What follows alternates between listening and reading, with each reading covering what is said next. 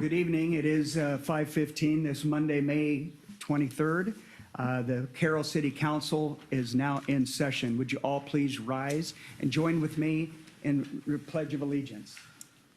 I pledge allegiance to the flag of the United States of America and to the republic for which it stands, one nation under God, indivisible, with liberty and justice for all. Thank you. We have before you tonight's consent agenda. Let's see, all of us present. I will just briefly read the consent agenda, what it contains. Approval of minutes of the May 9th, 2022 meeting. Approval of bills and claims. Licenses and permits. We have a renewal of a Class E liquor license with Class B wine permit and Class C beer permit and Sunday sales for Casey's General Store. We have a renewal of a Class B beer permit with Sunday sales for Pizza Hut, a new Special C liquor license with Sunday sales for Napoli's Italian Restaurant. And then we have under appointments to committees and commissions and boards, we have Gene Ludwig to the Parks and Rec and Cultural Advisory Board. And then we also have a resolution opposing the elimination of the CDBG Owner-Occupied Rehabilitation and Down Payment Assistance Program. Is there any questions or comments about tonight's consent agenda? If not, I would seek a motion to approve. We have a motion and a second to approve tonight's consent agenda. Any further discussion? Hearing none, roll call, please. Ordinaro. Yes. Dirks. Yes. Base. Yes. Bauer. Yes. Seaman. Yes. Schreck. Yes. Motion is approved. Thank you. Item number 4 on tonight's agenda is oral requests and communications from the audience. This is an opportunity for anybody in the audience to approach the council for anything that is not on tonight's agenda. Is there some? Anything online? Okay, none. We'll move on to ordinances. We'll start off with an ordinance for US 30 East Sanitary Sewer Extension, and we held the first reading for it on May 18th, and this would be the second reading. Randy, is there anything you'd like to add from 2 weeks ago? No, it's the same. This is an 8 cents per square foot of lot area connection to that US 30 East sanitary sewer. Okay. Does anybody have any questions for Randy? Okay. The recommendation is that the mayor and council consider passage of the ordinance with the sewer extension. And first reading was May 9th. This would be to approve the second reading, and I would certainly entertain an option to waive the third reading. Is that correct? Is there a motion to that effect? Being we've had nobody say anything, let's waive the third is be my recommendation. I'll second that. Okay, so we have a motion and a second to approve the second reading and waive the third. Any further discussion? Hearing none, roll call, please. Schreck. Yes. Seaman. Yes. Bauer. Yes. Ordinaro. Yes. Base. Yes. Dirks. Yes. Motion is Perfect. approved. Thank you. Item number 6 is resolutions. We have to adopt. Oh, Yeah. I'm sorry, we have to adopt Adopt it. it, Yeah, I yes. always skip that part, don't I? I'm just trying to move right along. Okay, we must adopt it. Thank you. Is there a motion to that effect? So moved. Second. Moved and seconded. Any further discussion? Hearing none, roll call, please. Seaman. Yes. Dirks. Yes. Base. Yes. Bauer. Yes. Ordinaro. Yes. Schreck. Yes. Ordinance is adopted. Thank you. Okay, item number 6. Under resolutions, we have fiscal year 2023 health insurance renewal. And Laura, I believe that's your swim lane? Yes, I will just make a couple opening comments. So we've been working with Debbie Dean with Benefit Source, Inc., and she is here tonight to present the bulk of the information. But to just let you know, we have a very favorable renewal, and she'll go into some of those details. So I will just hand it over to Debbie. Yes. Thank you for allowing me to be here tonight. I appreciate it. Laura is passing out a one-page handout that we typically look at, which illustrates our current pricing, what the renewal increase is for fiscal '23. And that number is an 8.4% rate of increase for the insurance premium and a projection of around 7.84% in total expenditure for fiscal year '23. Our claims for this past 12 months, or 12 months ending at the end of June, have been higher than what we've experienced over the last 12 years. Not exorbitant, just higher. We've really favored a above average low rate of increase over the last 12 years. 6 of the 12 years have actually been reductions in overall cash flow for health insurance. 4 of the last 12 years have been increases of 3 to 4%, in one case 1%. And so statistically, I don't want to say we're due for an increase, but this is the year that we are experiencing that increase. And so the recommendation this year is to move to a higher deductible than what we currently have. As you know, we've been partially self-funding our health insurance plan, buying a higher deductible, and then paying a portion of the claim expense when it is incurred, so that the employee continues to have a single deductible of $500 or $1,000 for a family. And that's been a very successful strategy over the years, because it has allowed us to pay less for health insurance premiums, and then where there have been claim expenses, we have paid them. And as a result, it's allowed us to accrue a sizable fund balance to be able to level out those years where we experience higher rates of increase. Because we will have more of them. The beast of health insurance is one that typically is associated with far higher rates of increase than what the city of Carroll has experienced.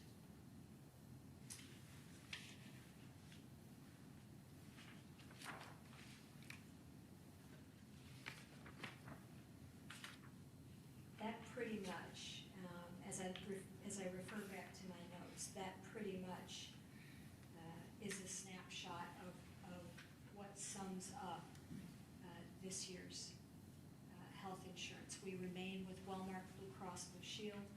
We continue to operate on a Blue Access platform, offering an alternative platform for anyone who would like to have a national network. The Blue Access network has been a very popular and very successful network for us because it's extremely large in Iowa and allows for emergencies when traveling outside of Iowa. And really, we've been very methodical about raising this deductible. For many years, we had a $3,000, and then we raised that to $5,000 in 2017, and then to $7,000 in 2020. And now the recommendation is to raise it further to $8,600. For all the reasons that I've mentioned, to try to keep the health insurance premium spend at a below trend, and then to pay an additional claim expense if needed.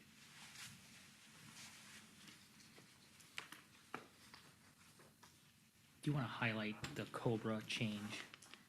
Absolutely. And so our COBRA, excuse me just 1 minute, our COBRA rates, which have been very stable, will raise to $539.43 per month for single coverage, and $1,229.43 per month for family coverage. That is approximately a 3.5% increase.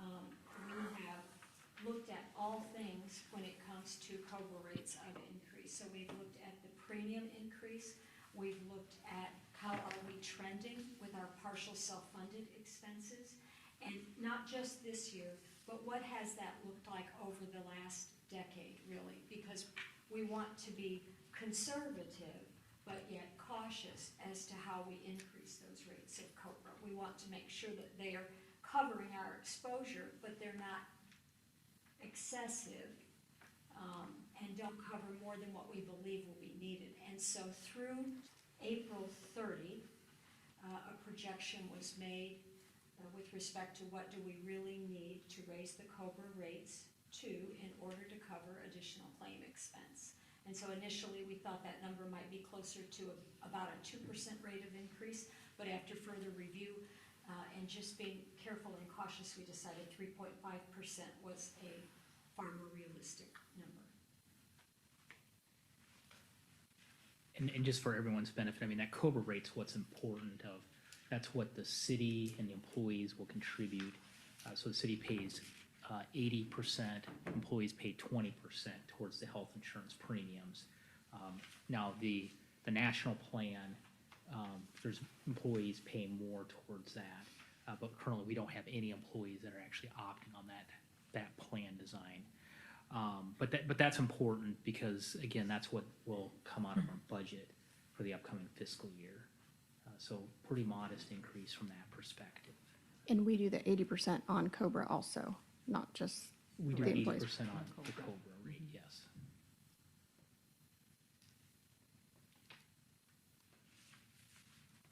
Are there any questions with respect to the medical plan or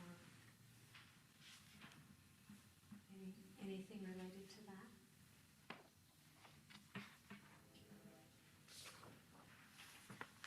Anyone? I do not.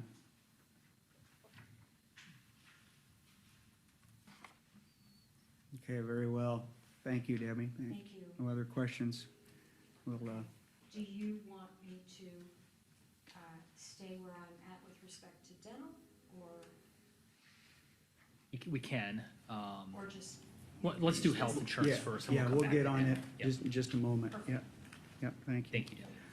So the recommendation per memo is that the council would review and approve the attached resolution entering into a contract with Wellmark for health insurance benefits with a deductible of $8,600 single, $17,200 family, with an out-of-pocket max from $8,700 single and $17,400 family, and setting the COBRA rates for Blue Access at $539.43 per month for a single plan, or $1,229.43 a month for family, and Alliance Select at $651.94 a month for a single plan, or $1,577.35 a month for a family.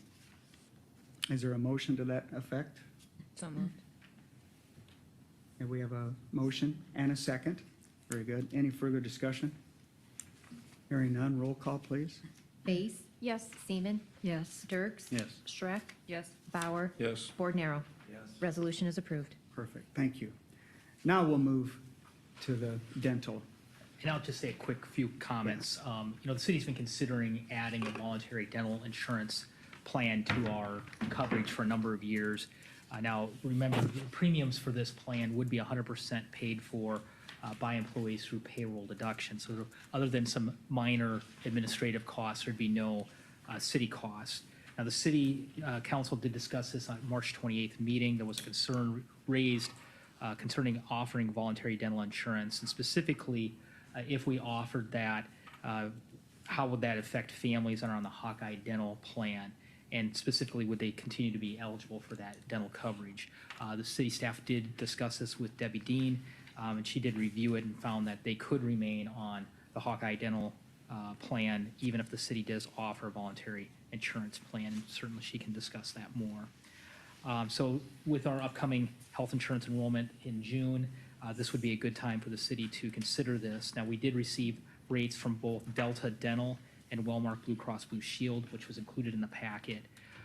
From staff's perspective, we are recommending Delta Dental really for two reasons: as a voluntary insurance product that is offered to our employees, really the lowest rate for the employee-only option, we felt should be the deciding factor. So that's one reason. The second is the Delta Dental includes a no-cost iMed and vision care discount program that does offer some additional benefits beyond just the dental coverage, and Wellmark does not offer a similar plan. So our recommendation is that the council consider and approve a resolution entering into a contract with Delta Dental for the dental insurance benefits starting July 1, and Debbie may have additional comments.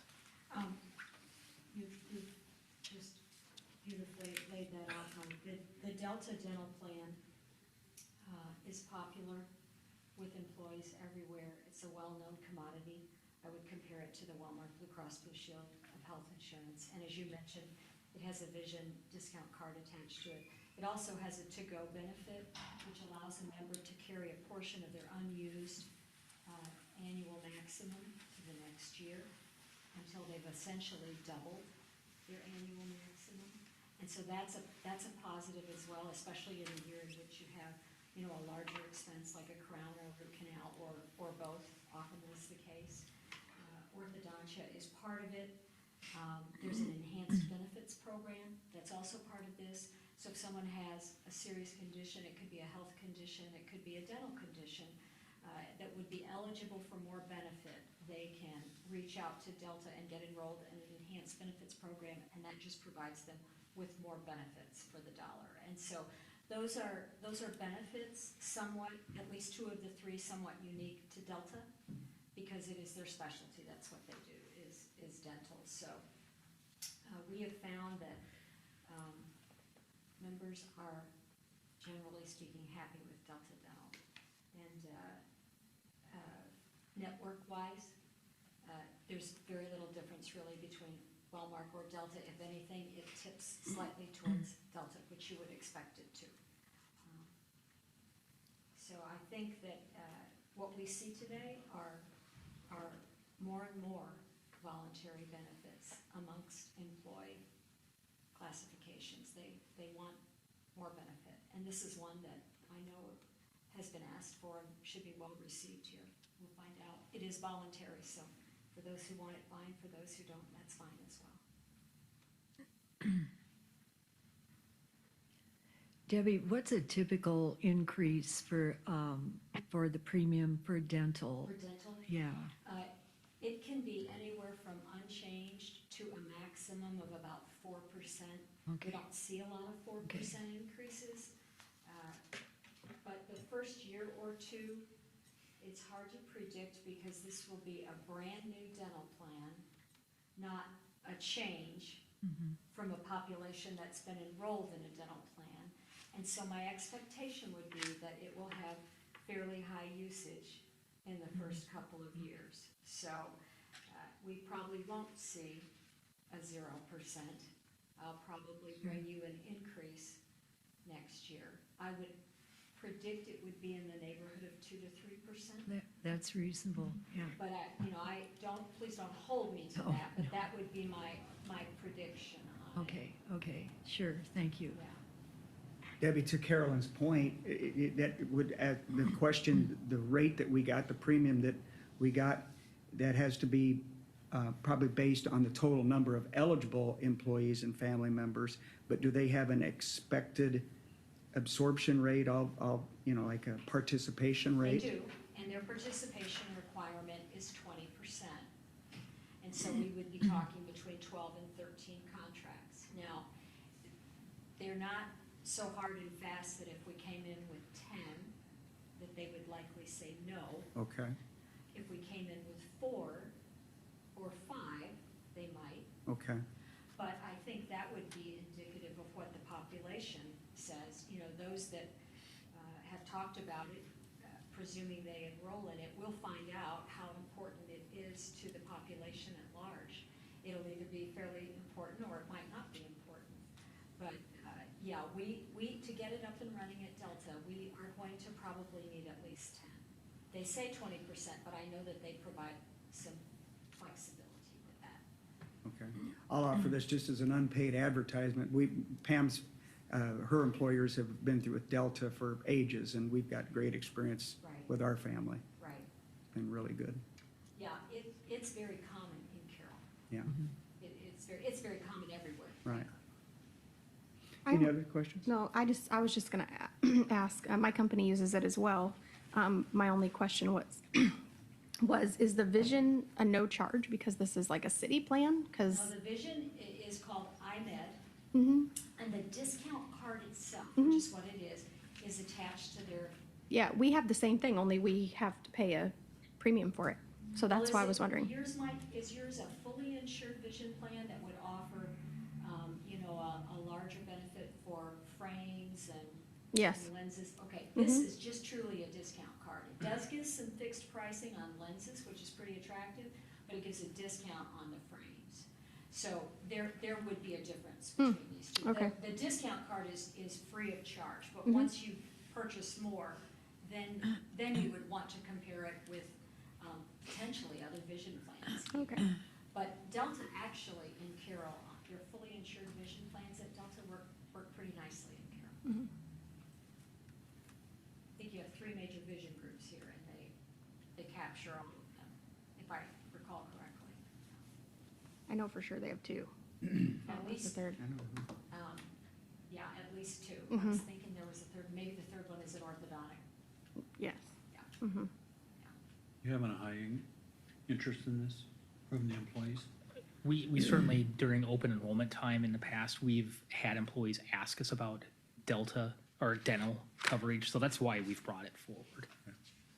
But it's enough to get to the 10, do you think? We will see when we do open enrollment. Okay.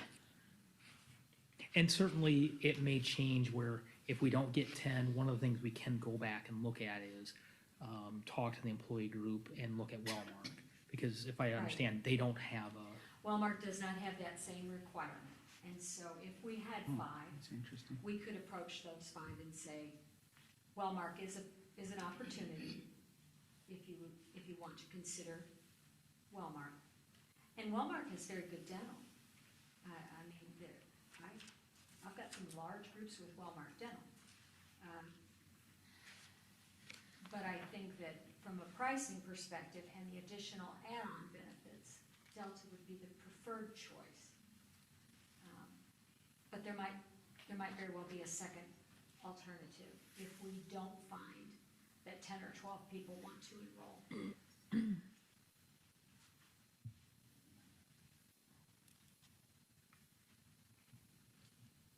What other questions do we have for Debbie regarding dental? Anything else? Well, the recommendation is for the council to review and approve the attached resolution entering into a contract with Delta Dental for dental insurance benefits. Is there a motion to that effect? I'll move. Second. Okay, we have a motion and a second. Is there any further discussion? Hearing none, roll call, please, Laura. Bauer? Yes. Bordenaro? Yes. Schreck? Yes. Seaman? Yes. Space? Yes. Dirks? Yes. Resolution is approved. Thank you. Debbie, thank you again. Thank you so much for your time this evening. Thank you. Okay, under resolutions, item 6C is fiscal year '22 budget amendment number 2. Laura had kind of outlined this at the May 18th meeting. And Laura, I'm showing 5:39 to open the public hearing. And have you received any comments from anybody? No comments have been received. You care to outline everything for us once again, or is that up to you? I will. We've got a nice layout here. I mean, it's. Yeah, this is the same information that was presented at the last council meeting. This is the time for the public hearing, and the notice of the public hearing was published on Friday, May 13th, which is in accordance with state code requirements. So it's just a matter of allowing council to ask questions or allowing the public to make comment on the budget amendment. I have received no comments. Has any council members, this is mostly just the cleanup for fiscal year '22. Yes. And Yes. your second one isn't, yeah, second one. So, yeah, I heard no comments whatsoever. Did you hear anything, Mike? Okay. So, any other questions for Laura while the public hearing is, anything from the public? Anything online? Nothing there. Well, moving at light speed, we have 5:40. We'll close the public hearing. And so then we would move forward with consideration and approval of the budget amendment fiscal year '22. Is there a motion to that effect? Motion. Second. Okay, we have a motion and a second to approve the budget amendment for fiscal year '22. Any further discussion? Hearing none, roll call, please.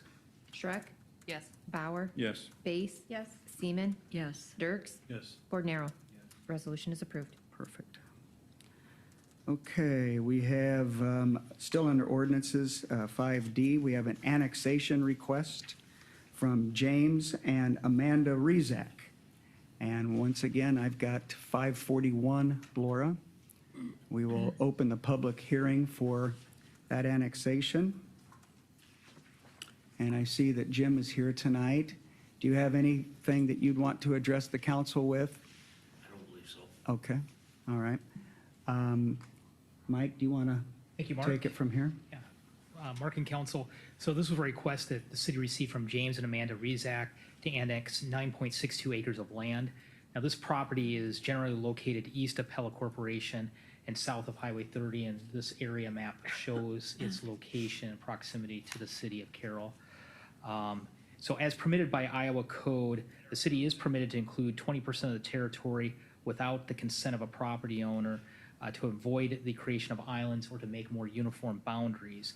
Council did review this annexation request on February 28th and did initiate the annexation to include property owned by APQS LLC without the consent of the owner to create more uniform boundaries.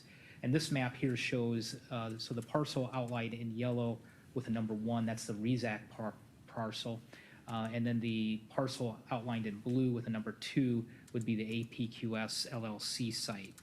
So the APQS site is 1.1 acres and represents 9.5% of the total area proposed to be annexed. So in total, with both properties, the total annexation would be 10.63 acres. Just some information about it. So this area is included in the city's future land use map as general business. The property is currently zoned within our 2-mile area as I-2 general industrial business. Now, under our city code, the property will automatically be rezoned to A1 agricultural district, and the city, after annexation, would proceed with a rezoning back to the I-2 classification. The annexation application is consistent with the city's future land use map, which does guide general business with what's occurring out there. For streets and utilities, this site would have access to Highway 30 in its current locations. The DOT does have access control on there. No other street extensions are proposed for the 2 properties that would be annexed. The city is proceeding with an extension of sanitary sewer to the property, and that will be completed this summer. That will serve this area along with additional areas east and north of the annexation. Water is currently provided to the parcel by West Central Iowa Rural Water, which will remain in place at least for the time, even after this annexation.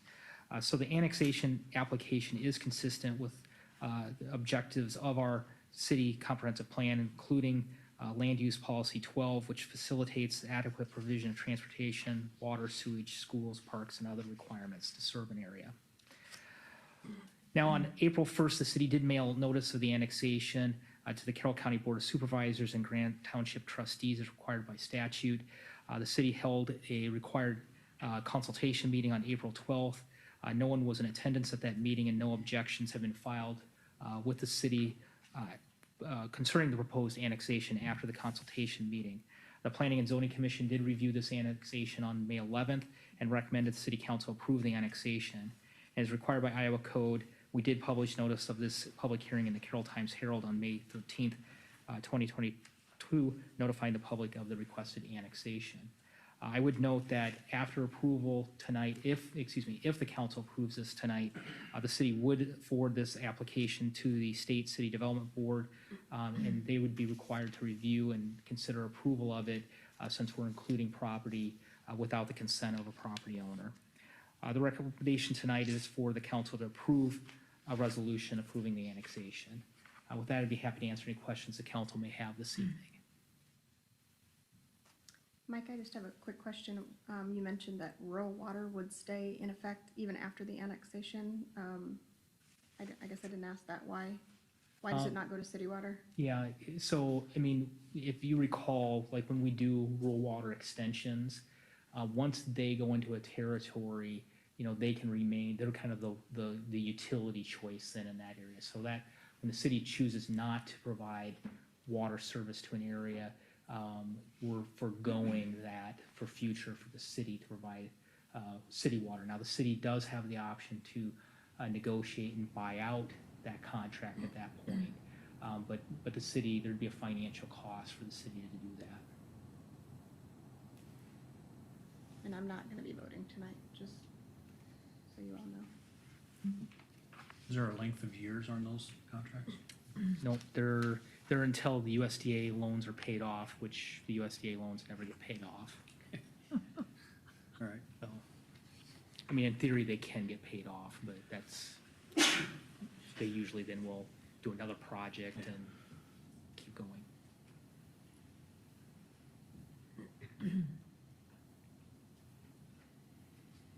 Any other questions for Mike or anyone?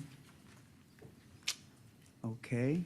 Hearing anybody from the public, anybody online? Okay, I'm showing 5:46 to close the public hearing. And then from that, the staff recommends approval of the annexation resolution. So the city can forward the annexation information, as Mike said, to the state's development board, and they can begin their process. Is there a motion to that effect? A motion. I have a motion, I'll second. and there is a second. Is there any further discussion? Hearing none, roll call, please. Seaman, Yes. Shrek, Yes. Dirks, Yes. Bauer, Yes. Ordinary. Yes. Oh, Base, you want to make your or just make mention again that you're going to abstain? I'm gonna abstain. Okay, from okay, voting. thank you. Okay, thank you very much.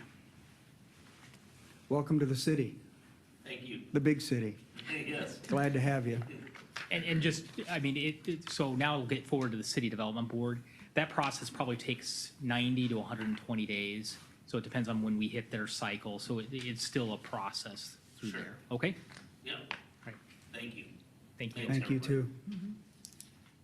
Okay, moving right along, we have under resolutions, item 6E, we have the Carroll Recreation Center Building Improvements Project, and I show 548, and we will open that public hearing on plan specifications, form of contract, and estimated cost. Chad? Thank you, Mayor and Council.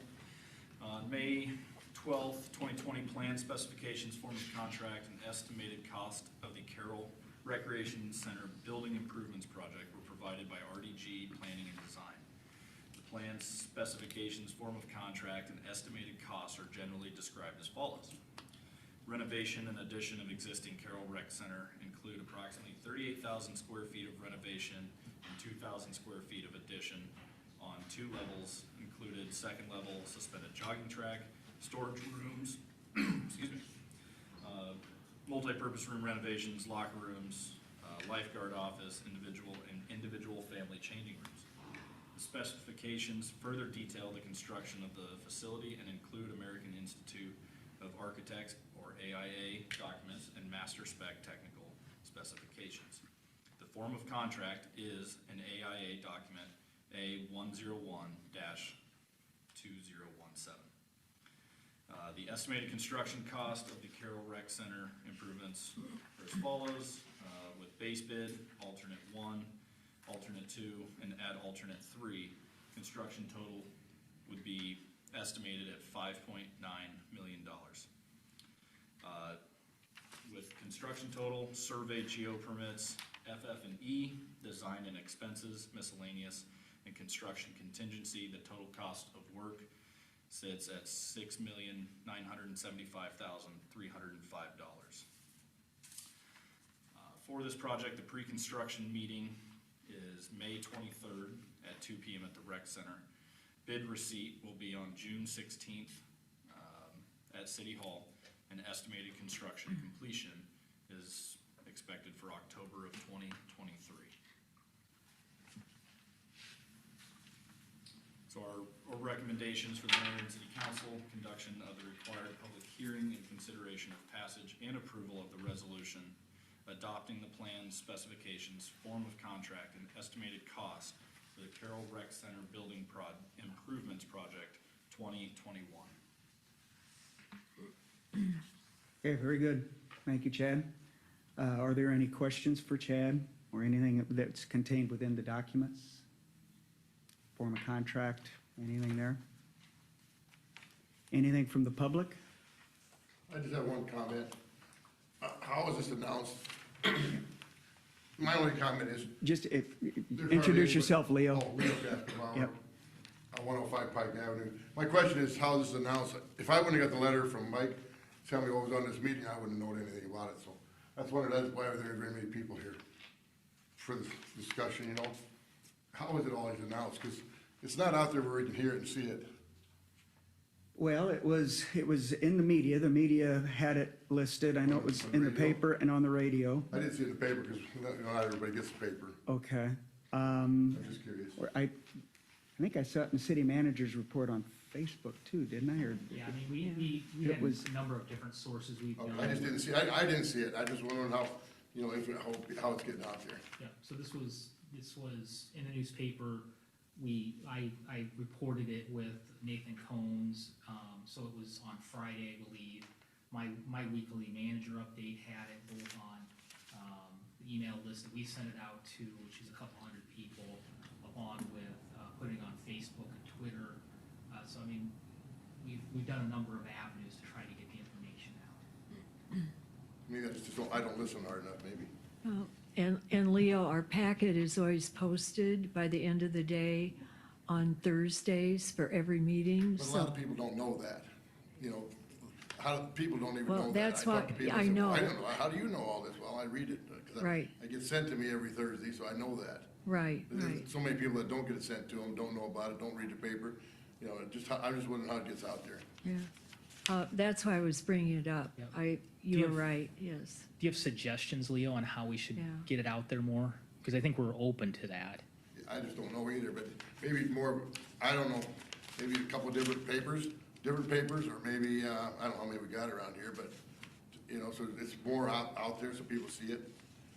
Because, you know, there's just only, and I don't listen to radio a lot, so, you know, it's just not, instead of maybe back in the book and have an article about it, so people can read about it instead of going through all the statistics, because, you know, I'm in a hurry, I go fast, I don't look through, hey, there's gonna be something here, you know, unless I'm specifically looking for it. People that aren't looking don't know about it.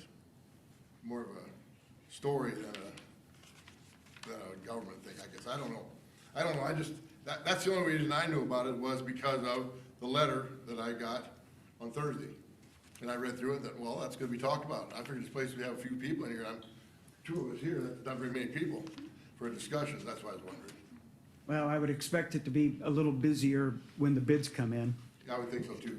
but But I mean, it's gotta get out there somewhere. yeah, I would attest that it followed protocol and everything else that's been done. And I don't know perhaps how I it's could have done. given you a call myself, but you're just one of 10,000 customers, so I it'd be understand all pretty that. I mean, busy. I just wondered how it gets out there, 'cause like I said, I didn't see it any place but that letter.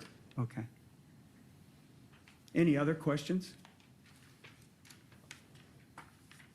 Hearing none, nothing online either then, nothing's come up. I would say Brad from RDG is online. Does if he there's have any direct comment? Does he questions. have, Brad, do you have anything that you'd like to offer or add, Brad? Can you hear us? I can. I don't specifically, just looking forward to continuing to working through the process, receiving good bids. Okay. Brad Laverne here. Alternate number 3, you got it 275,000. What was the bid when it came in the last time? Yeah, good question. It was about 245. That was February. Was that February somewhere in there? We got Yes. that back? Yes, yeah, yep, Ooh. That's about 10%. right.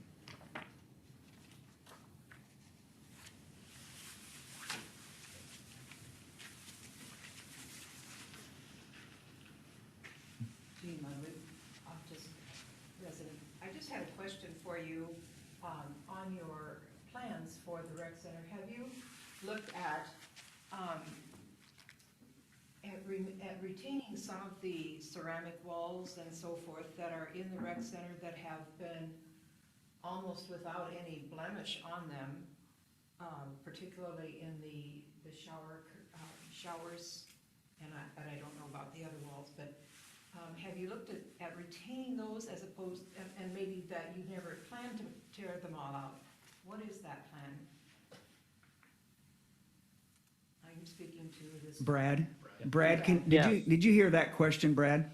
Yeah, I appreciate the question. I think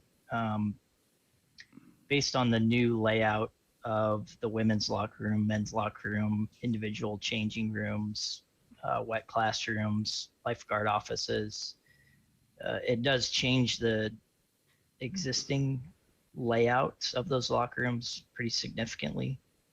So trying to retain parts and pieces of those walls in the end would not be as much benefit to the overall project as the new layout would be, if that makes sense.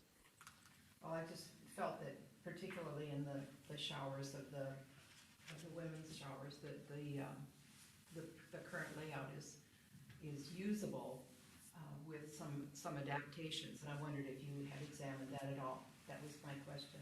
Thank you.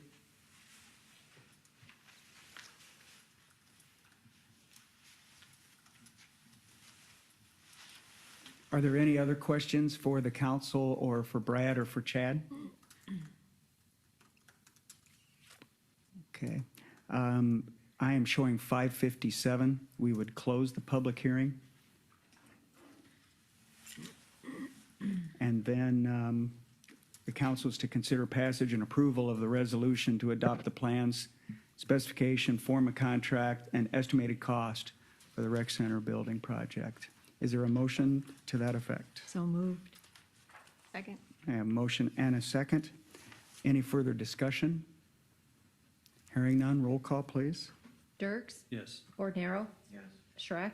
Yes. Bauer? Yes. Base? Yes. Seaman? Yes. Resolution is approved. Perfect, thank you. And then finally, item number, or F, is a resolution authorizing a contract for classification and compensation study. And Mike, I believe you're on. Yep, thank you, Mark and council. Included in the fiscal year 2023 budget was $70,000 to complete a classification and compensation study for the city. Now, the purpose of a classification and compensation system is to provide a competitive and fair compensation system and a standardized and equitable classification system both internally and externally. Now, the city last completed a classification and compensation study in 1994. Now, this work will evaluate the city's current positions within our organization, and then we'll update and we'll complete a market study of comparable entities and evaluate employee positions within the existing city structure, and then make a recommendation on either retaining or making adjustments to the current salary schedule.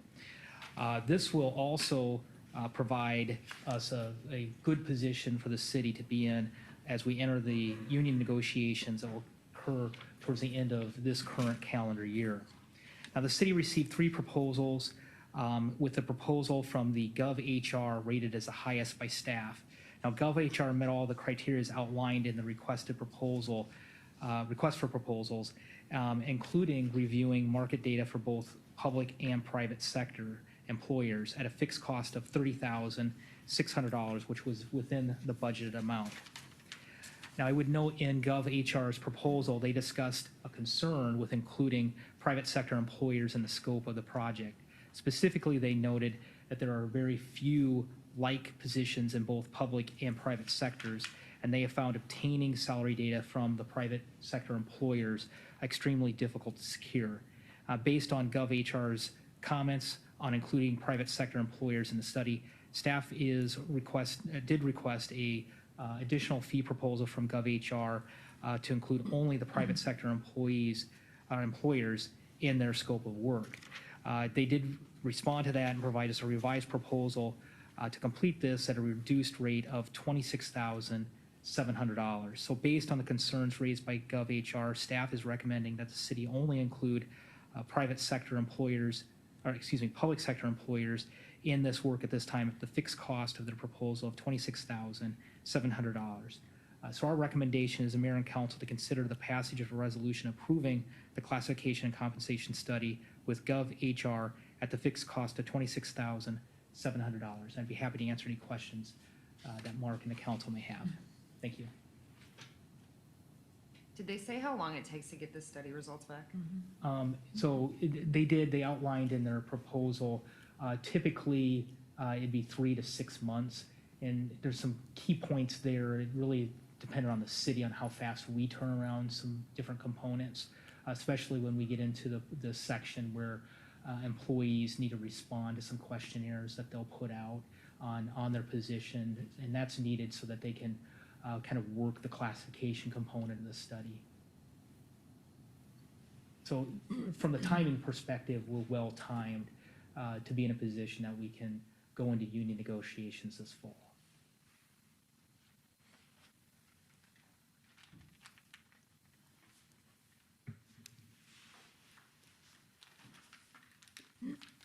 This could be a well-needed tool going into negotiations with the climate that's out there now.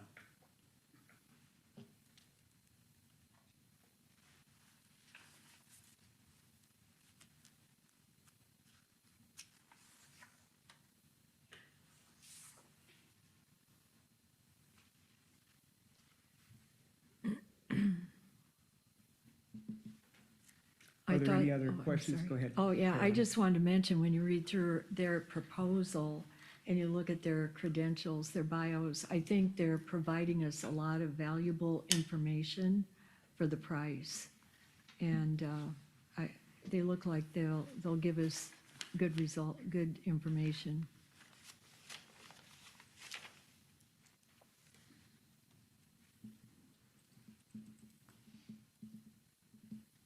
I had expressed a hesitancy during the budget sessions over this, and frankly, that was back when it was $70,000, and now that it's $26,000, it sheds a little different light on it, but price aside,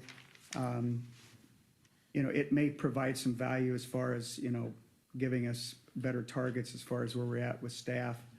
But I don't really feel, the market is still gonna dictate keeping employees. The market's gonna dictate that, and competition and so on and so forth. We all know what it takes to hire a $15 lifeguard, but we're in good shape there. That was a good move by the council, I think. And so, I mean, I still want to make sure that, it stays, within the council's authority, to be able to impact salaries and wages and benefits and that sort of thing, and not so much an outside consultant, outside looking in. We know our people, we know our staff, we know what it takes to have good people. And when it comes to union negotiations, just because an outside entity says we should be able to get by with this, doesn't necessarily mean that's what we're gonna get by with. It's still going to be a negotiation with, the unions. And, God forbid that it, ends up into an arbitration or something like that, that will have no merit, no value whatsoever. So my hesitation is still solely based on that. But it's still the council's decision on how you want to move forward, and I'll respect that. Yeah, it's good to know the competition also. And, I look at it from that perspective, but yes, ultimately, we make the decision, but we need to make informed decisions, and that's where I'm at too, to keep that balance. Any other thoughts, comments, questions? Wasn't this also, weren't they also going to be providing us some information on job descriptions, like redoing job descriptions, which was probably very badly needed? That's part of the scope. And Yeah. in my view, again, 1994 is Right. the last time they've been looked at. Now, some departments have done a really good job of keeping them up to date. Others have not. And so hopefully you get on a system that makes it a little bit easier. You get everyone on the same playing field. So I think that's really important. And that goes beyond compensation considerations. That really does set you up to avoid issues down the road. Well, and I was also seeing that it also applies a measurement system of job evaluation. So I think that's also super important in today's, business life. So we're getting a couple different good things out of them. That's a good point you bring. Are job evaluations currently done with the city? I know at the county, we try tried, and never got it done, so. Some departments do a really good job, others have not done performance evaluations for a long time. And I think as we, some employees find a lot of value in it, some don't, and it's kind of a generational thing, I know. But just from an HR perspective, it's always advisable to do regular job evaluations. And I will admit, I'll be the first to admit, I don't always do them regularly as much as we should be doing them. I'm working on one of my newer employees, but Good luck with that. but all of the other department heads, have had one since I've been here, but they need to have another one. So, even myself, it's finding that time to. Time consuming. Yeah, to Definitely. regularly You got do them, and, but I think that's certainly some I think, ways. when you talk about evaluations, it shouldn't be just at evaluation time that you're talking to your employees and having that conversation of how things are going. It should be a regular continuum of feedback and discussion, and even when you get into that annual evaluation, it really should just be a rehash of those discussions, good and bad, that you've had over the past year.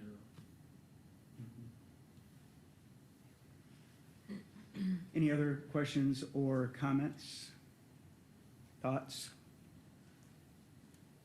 The recommendation is for passage of the resolution to approve the classification and compensation study with GovHR at a fixed cost of $26,700. Is there a motion to that effect? So moved. Second? Okay, we have a motion and a second. Is there any further discussion? Hearing none, roll call, please. Seaman, Yes. Shrek, Yes.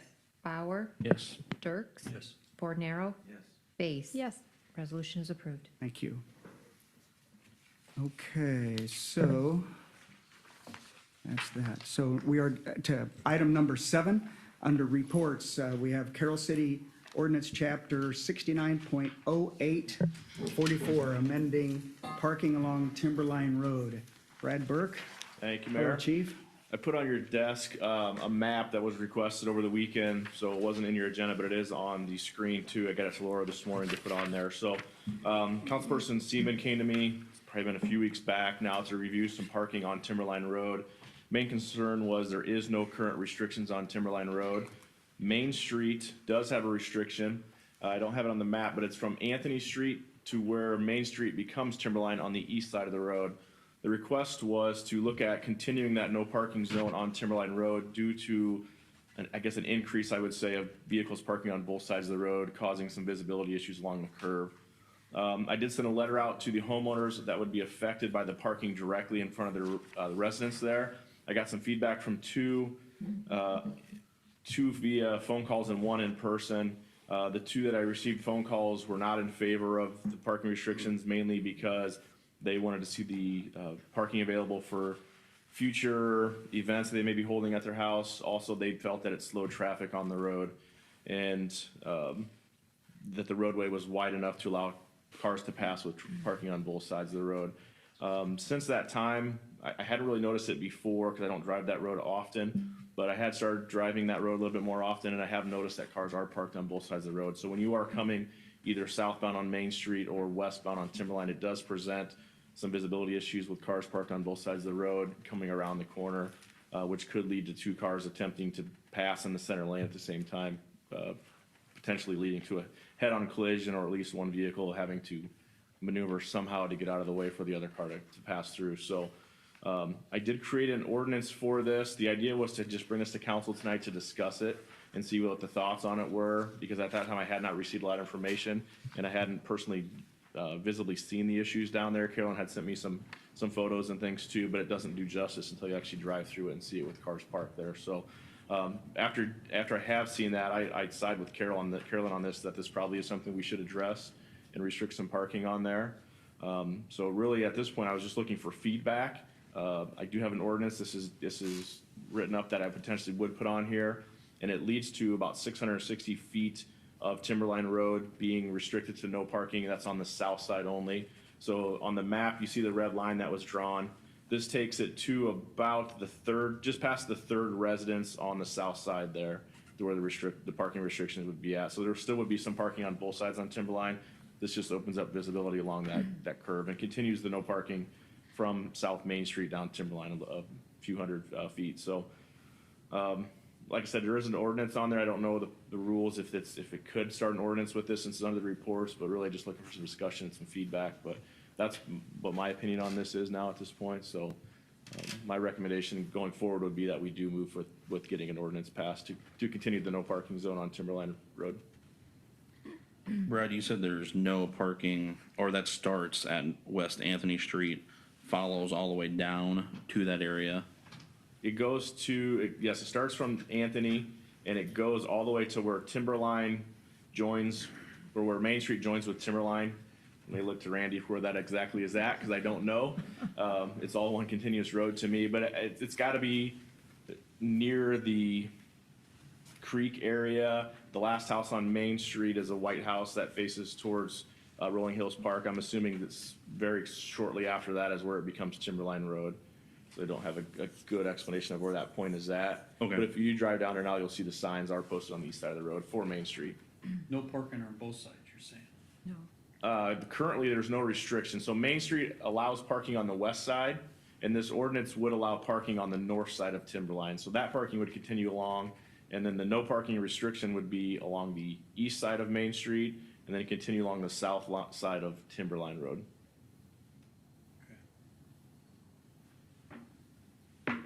I brought some information to illustrate, it's mainly photos, and just to bring some context. And so this looks thick, but again, it's mainly photos. And if you'd like one, I start out with just a couple pages of the code and where I'm coming from with this and the situation that Brad just described. This city code is at our website. Parking prohibited, number 13. This is the situation that people in the contiguous neighborhoods are experiencing. It's a hazardous location. When, because of restricted visibility or when standing or parked vehicles would constitute a hazard to moving traffic. This situation on Timberline meets both those criteria. There's restricted visibility because it's a winding, curvy street. And because of that, it creates a hazard to moving traffic. I would disagree that this is not a busy street. There are 7 feeder streets that go on, that use Timberline to access Main. Those are Hidden Valley, Prairie View Drive, South Ridge Drive, West Valley Drive, Summit Drive, Fieldcrest Drive, and then Pleasant Ridge Road. So that is the hazardous condition that exists here. The next page is an explanation of the no parking zone at Main Street, which Brad alluded to, and that runs from Anthony Street to Timberline Drive. I see it as logical. People in the area just view Timberline as an extension of Main. So I see it as logical and reasonable just to keep extending the parking, no parking on one side of the street as it is on Main. It's a reasonable compromise. They would still get to park on one side of Timberline, which would keep 2 lanes open because of the curvy and road. It's hilly, it's curvy, cars are coming at you around hill, they're coming over a rise, they're coming at you around poor visibility areas. Then, sorry, my map isn't as good as the other one. I just went to the city ward map to show you how Main Street just flows right into Timberline and how sharp the curve is there where the 2 streets meet. Then I want to walk you through the photographs very quickly. You can see where the curve on Timberline becomes Main Street. That's the first photo. And you can see the speed limit is posted on both sides of Main, 25 miles per hour. This is, you can't tell, but this is going downhill and people are just flying around it. They're also speeding going up. And as they come around the hill, they're picking up speed, which is dangerous. And you can see the visibility is restricted as you move on to Main Street from Timberline. So you, as Brad said, you could have two cars coming at each other in the middle. Then you continue on Main and you see the no parking anytime on the east. And again, it's curvy, it's hilly. Timberline is even more so. So continuing north on Main with no parking posted, and you see it's posted regularly. And this is at a rise, and which, you know, to me shows they see that this is also a visibility problem. Then you continue down on Main, and you're getting ready for another curve. Main is curvy, it's hilly. So is Timberline. So that's page number 6. Page number 7, I'm standing in the lane. I took this picture, and so you would see the view of a car coming up the hill from Main and going, and then moving around the curve, and you can see the visibility is terrible as you near the curve as Main becomes Timberline. So I'm standing where a car would be when I took that photo. That's page 7. Page 8, now I'm standing over on the sidewalk by right near Hawkups. You can see where, and so I'm showing you what the view would be if, when I'm on the sidewalk, it wouldn't be as good if I was afraid a car was gonna come around the curve and I'd get wiped out trying to get this project together.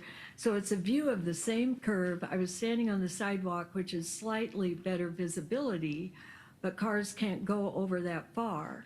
So they're often edging over, going up and around that curve way to the left or the south as they try to navigate that curve and also create some visibility for themselves.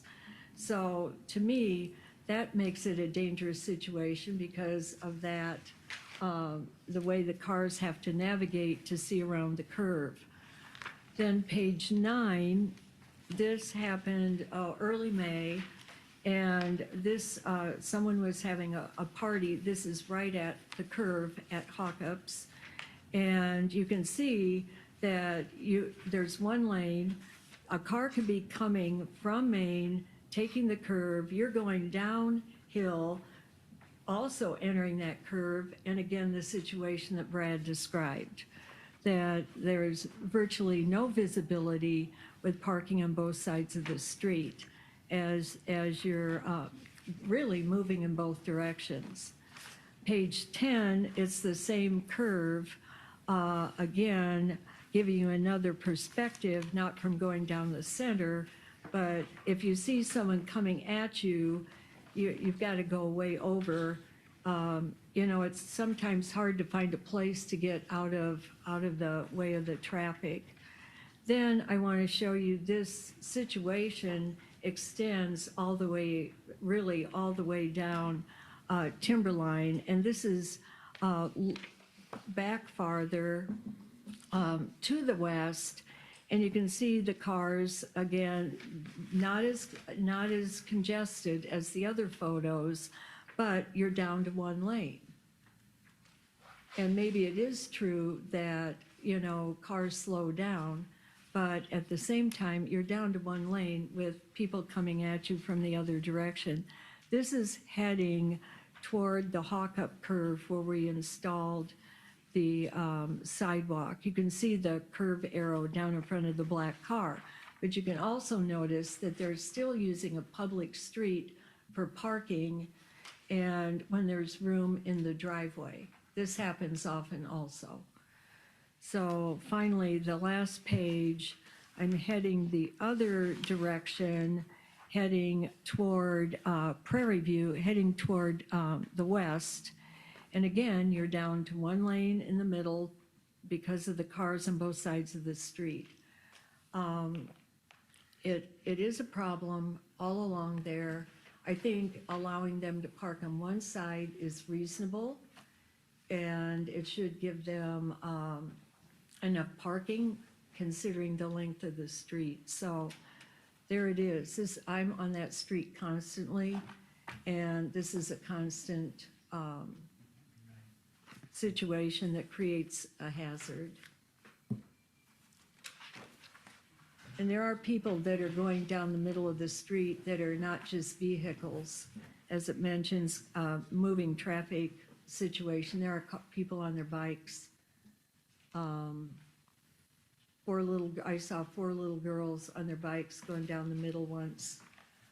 They were coming at me as I was heading up the hill to head west on Timberline. So, anyway, I think you do have to drive it to get a feel for it. The curves, the hills, the lack of visibility. And it is an ongoing situation, a lot at night. These are good people that I think they're teenagers visiting, et cetera. They're all good people, but I think they could still manage their parking with one side restricted as the ordinance indicates. That's it. Carolyn, I got one question. Page 9, I just want to be clear on something. Yeah, What is that? You want to eliminate the parking where this white car is and the curve sign above it? You want to eliminate that side? well, Or you wanna Brad eliminate has the both sides? ordinance. That's No, how the no. ordinance is, that I put together, that I brought to tonight is, would eliminate where the white SUV, there's a black one and a gray one with the no part, with the, the curved side. That would be, That side that's the only. south side, yes, Yeah. that side only. No, just That one would side. continue to be on the east side going on Main Street then? Correct, and that's a current ordinance that we have now. Just want to be clear. Yeah. Brad, you said that this past weekend was the first time you've gone down there and No, observed, or? after Carolyn had reached out to me, it's probably been 4 weeks ago, maybe now. I don't recall how long ago it's been. That's when I kind of started paying more attention to it and going down there. When I check license plates, Carolyn's right. It's mostly high school kids that we're able to figure out. But I think we got more drivers that are living in the area now, more teenage drivers along with their friends. So that's what we're seeing being the problem. I guess that was my question, knowing that some of these cars are recognizable and graduations and proms during the last Yep. couple weekends And probably this picked was up. about end Early- of March, early May. maybe, Oh, it's ongoing. that we yeah. started to kind of look into this. Maybe it was even into early April. So yeah, Yeah. it's been quite a few weeks now. Yeah. But I have to say, I've never seen such a dangerous neighborhood in my entire life. I've been on this council since January. I've never seen this neighborhood come up more and more and more for sidewalks and street ordinances. Why don't we just take the whole town and say one side you can't park on? It's public access, and it requires people to have a license that are able to drive. Has anybody been hurt or an accident on there yet? We haven't had one reported in quite some time. The only accidents that are recent within the last 5 years, if I recall, we ran it a few weeks ago or a few months ago talking about this, was during the winter months, we've had cars slide off and hit the barrier along the side there, and also hit mailboxes, et cetera, along the south side of the road there. So it's mostly the traffic going eastbound on Timberline that we've had issues with.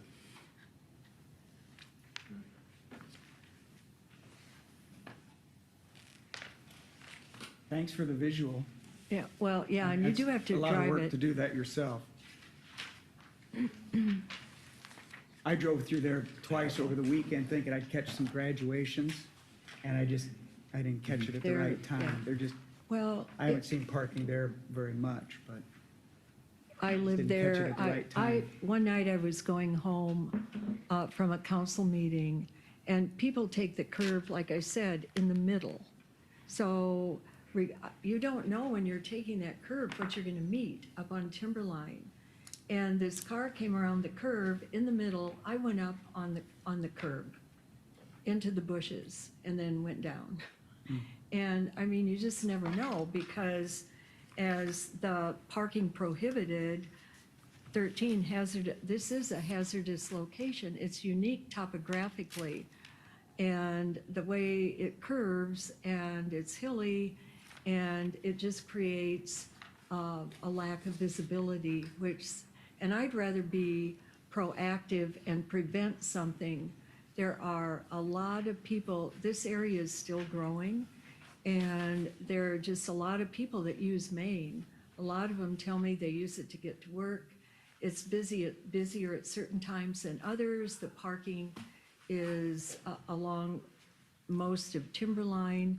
I would say weekends and evenings is when you'll see most of it. But it still doesn't mean that it's not a hazardous situation. So, anyway. Randy, can we put a car counter on there? Sure. I mean, I did, it would help us understand how much traffic there really is. We did put our speed sign up there too when this got brought up a while back. The average daily vehicle count is about 450, and that's one direction. Average daily speed is pretty low. It's at 22 miles per hour, with the 85th percentile being about 30 miles per hour. So and that was, we did it quickly. We did I think it was a week. Yeah, we had 7 days of activity that we did quick. We were trying to get some information before we discussed, I think it was a sidewalk discussion that we were gonna have, so we did put it up quick to get some information.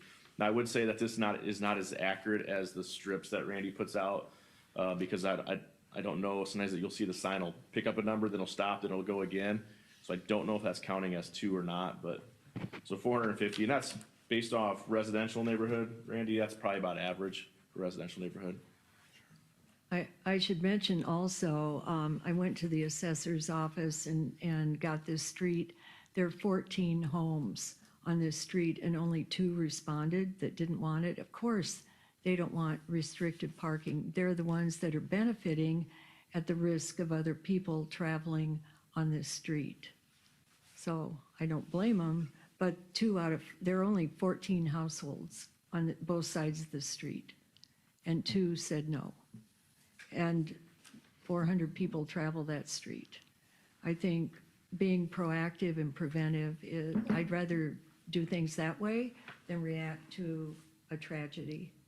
Well, I think I would just comment that, there are several places around town where we have no parking on one side of the road, and the road is completely straight. We don't have a curve even involved in it. And so I think, it is up to us to decide if we think that area is dangerous enough to require no parking on one side. And I don't think it's asking too much to do that. Especially since there's the curve. Like I said, there's so many places in town where there's no parking on one side and it's completely straight. I think it just makes sense to extend it from Maine. Maine is not as curvy and hilly with obstructed views, and it exists there, and I think as long as it just creates a little bit more safety, I guess. It is more, there are more kids driving from that area and probably more traffic, but. Brad, this is your deal. What's your opinion? At first, I didn't know because I hadn't seen the parking issues, but once I actually drove it with the parking issues, I can see a benefit to adding the restriction on the south side there. So that visibility in one of those pictures that Carolyn had, the trees, especially now in the summer where everything's greened up, and there's a large hill on the house that's on the north side, right at the break of Main and Timberline, that has a pretty large hill there. It does present some visibility issues coming onto Main Street from Timberline. So I think it's probably something that we maybe should have extended when we did Main Street, however long ago that one was, but I think it's probably needed to at this point. Now that we're starting to see vehicles parked there. In the past, we haven't had any vehicles that I can recall that really parked on both sides, or really even parked in the road there. But I think the younger families are growing up, and now you get more teenage drivers and their friends and whatever else could be in the neighborhood. So it is presenting some visibility issues. Do you ever take down no parking signs once they've been up for quite a while? We have, yeah. We had an ordinance about 6 months ago, maybe, on, was it Maple or Walnut? Yeah, I think that we it was did just remove some. Earlier this year, I think. We have Late removed last some. year. It's pretty rare. Well, it's easier to put them up than take them down, probably. So.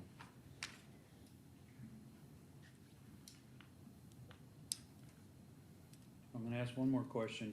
Why are you stopping right where you're at instead of going up all the way to the intersection? Main thing, I was just looking for the visibility on the corner, and if it's something where we wanted to extend it to Hidden Valley, it's easily done. That's kind of why we're here now tonight, to get information before we presented an ordinance that we were gonna actually vote on, and why it's in the report section instead of the ordinance section. So if it's something the council wishes, it's an easy change. We do some more measurements and we'll put it up that way, bring it back that way. Yeah.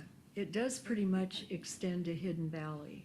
It's close. If you look at the map that I have here, it's pretty, the red line is pretty accurate. The third house on the south side of the road there, which maybe Gradaville's residence, I think that is, it goes to the far point of their property line on the west side, and that would be where the parking restriction would stop, based off the ordinance that we have now. But it easily could be adjusted to make it go to Hidden Valley or Prairie View, or however far you wish to take it.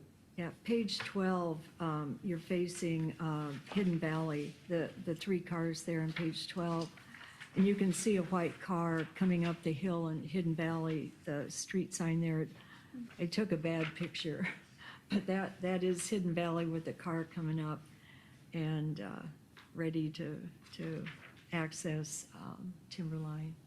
So that's about as far as it goes.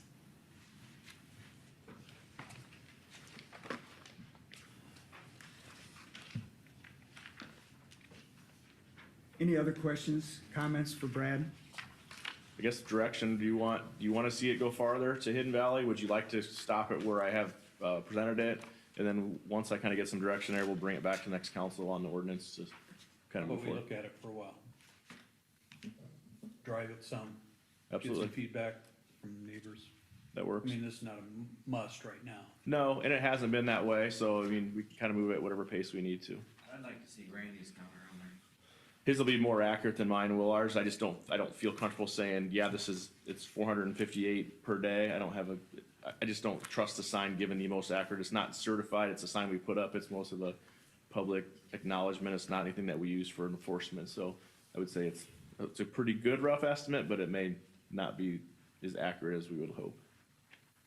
Randy, can you do that? Yes, we will.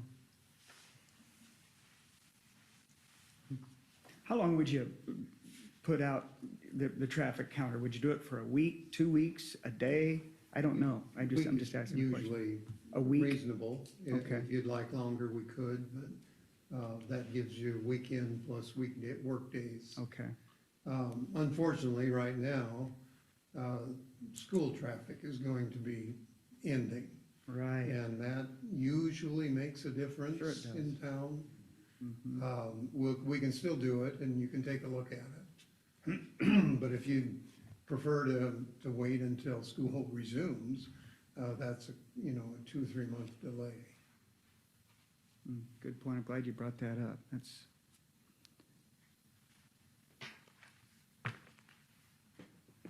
Well, you're not gonna get an accurate picture unless school's going on. well, it's 9 months out of the year, so.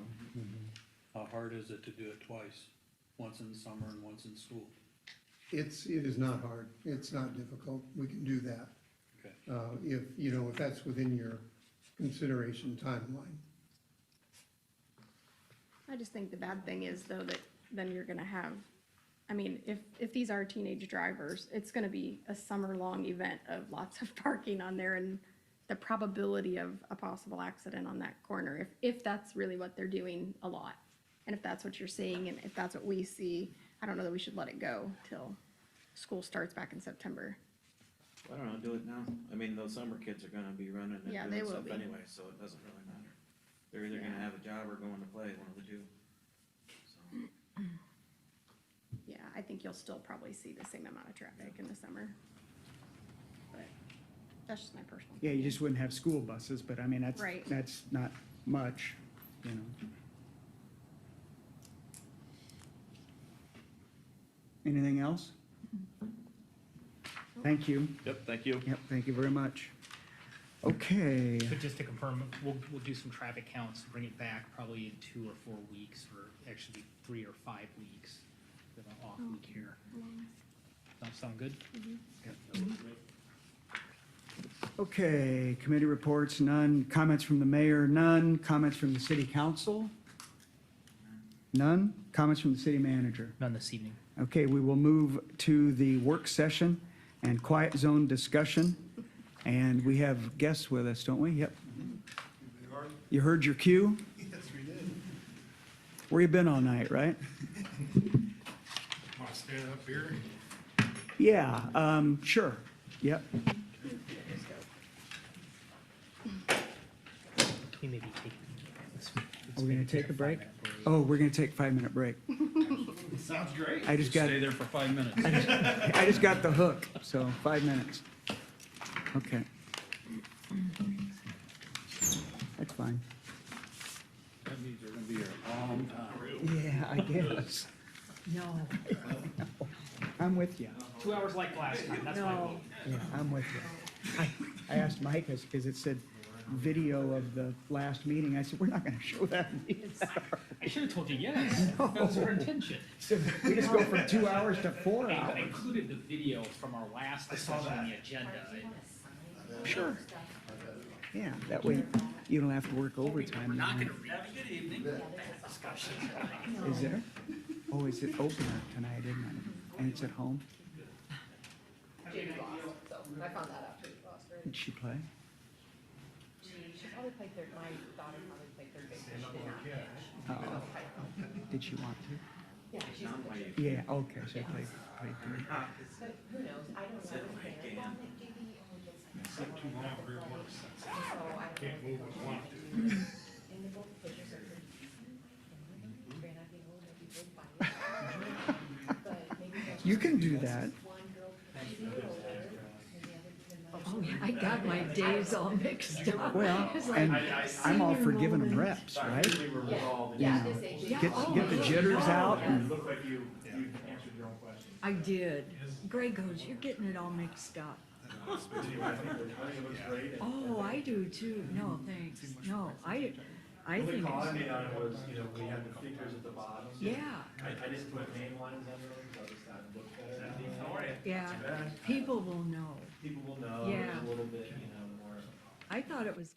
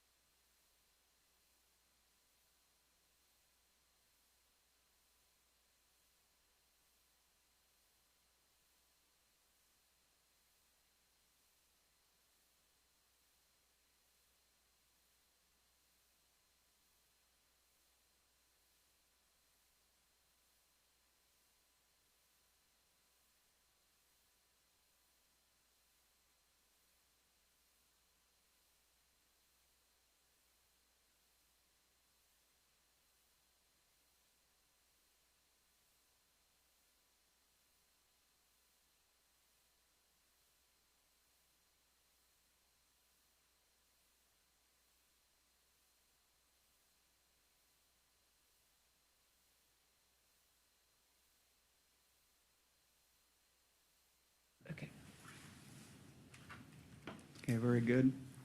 We are back in session, so we'll begin the work session in the quiet zone discussion with representatives from Bolton and Mank. Gentlemen, welcome to Carroll again. Thank you. Good evening. Thank you very much. Thanks for inviting us back. My name is James Lighting. I'm project manager and the Jefferson office manager. And my name is Greg Broussard. I'm a principal engineer at Bolton and Mank. So, just to recap a little bit of where we were at. Originally, we did a study for the city of Carroll in 2014 for a quiet zone. At that time, it was essentially to try and get a quiet zone established at the most cost-effective price. That impacted a lot of properties and a lot of adjacent businesses. Really didn't go anywhere. Last fall, we were asked again to revisit this, and so we looked at holistic approach to it as considering cost as well as impacts to adjacent properties and the traveling public. And we also opened it up to a number of more options as far as what treatments could be done on different crossings. The original one was strictly just putting medians in at each crossing.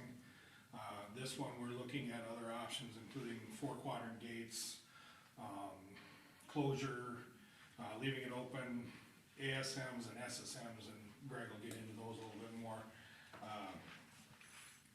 So that was, the reason behind that was to update that as far as the options and potential things we could do, and then also to update costs as best we could. The updating of costs happened to be, as you all know, during the COVID and post-COVID eras where costs have been changing quite rapidly and quite significantly on some items, so those are a little bit more difficult to nail down, but that's kind of a quick background. What we're looking at for the crossings on this are 7 crossings, starting at Burgess to the west and going through Carroll, Main Street, Clark, Maple, Grant, and then Bella Vista on the east end. So it encompasses most of the community. It's about 3 miles long, and would quiet the horns for the majority of the community. One thing to keep in mind with a quiet zone is that it does not mean that there will never be horns. The individual operators have the discretion that if they see something that they consider a safety hazard, they would still blow the horn. So it's not that you never hear a horn again, it's just a reduction. Hopefully the horn blowing is the anomaly and not the regularity. So, Greg will go over here a little bit what the quiet zone process is. Yeah, thanks. So for those new council members, just a little bit of an update on what the quiet zone process is. So the goal of the quiet zone is to mitigate the safety potential impacts that there are to having no train horns blown. And so right now, every crossing in the United States has a risk, it's a number, it's a risk index associated with that crossing. There's an average risk index. They average it over all the crossings in the United States. And what we have to do is we have to, as we implement these different safety measures to the project area, your average risk, when you combine all of your crossings together, has to be lower than that national risk. If we can get it lower than that national risk, then we qualify for the quiet zone. And we can do that through several different approaches or measures at each individual crossing. So today, we've got, obviously you have train horns you come through, so by federal law, you're required to have 2 gates that close. So now if we're going to be looking at a no train horn, so now there's the potential, and the biggest concern from the Federal Railroad Association and the railroads are that somebody's gonna potentially, those gates are gonna be down and they're gonna go around them.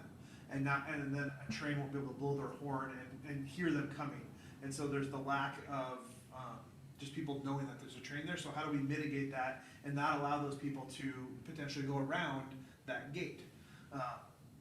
Probably the easiest but most expensive option is putting 4 gates in. So you put a gate on each quadrant.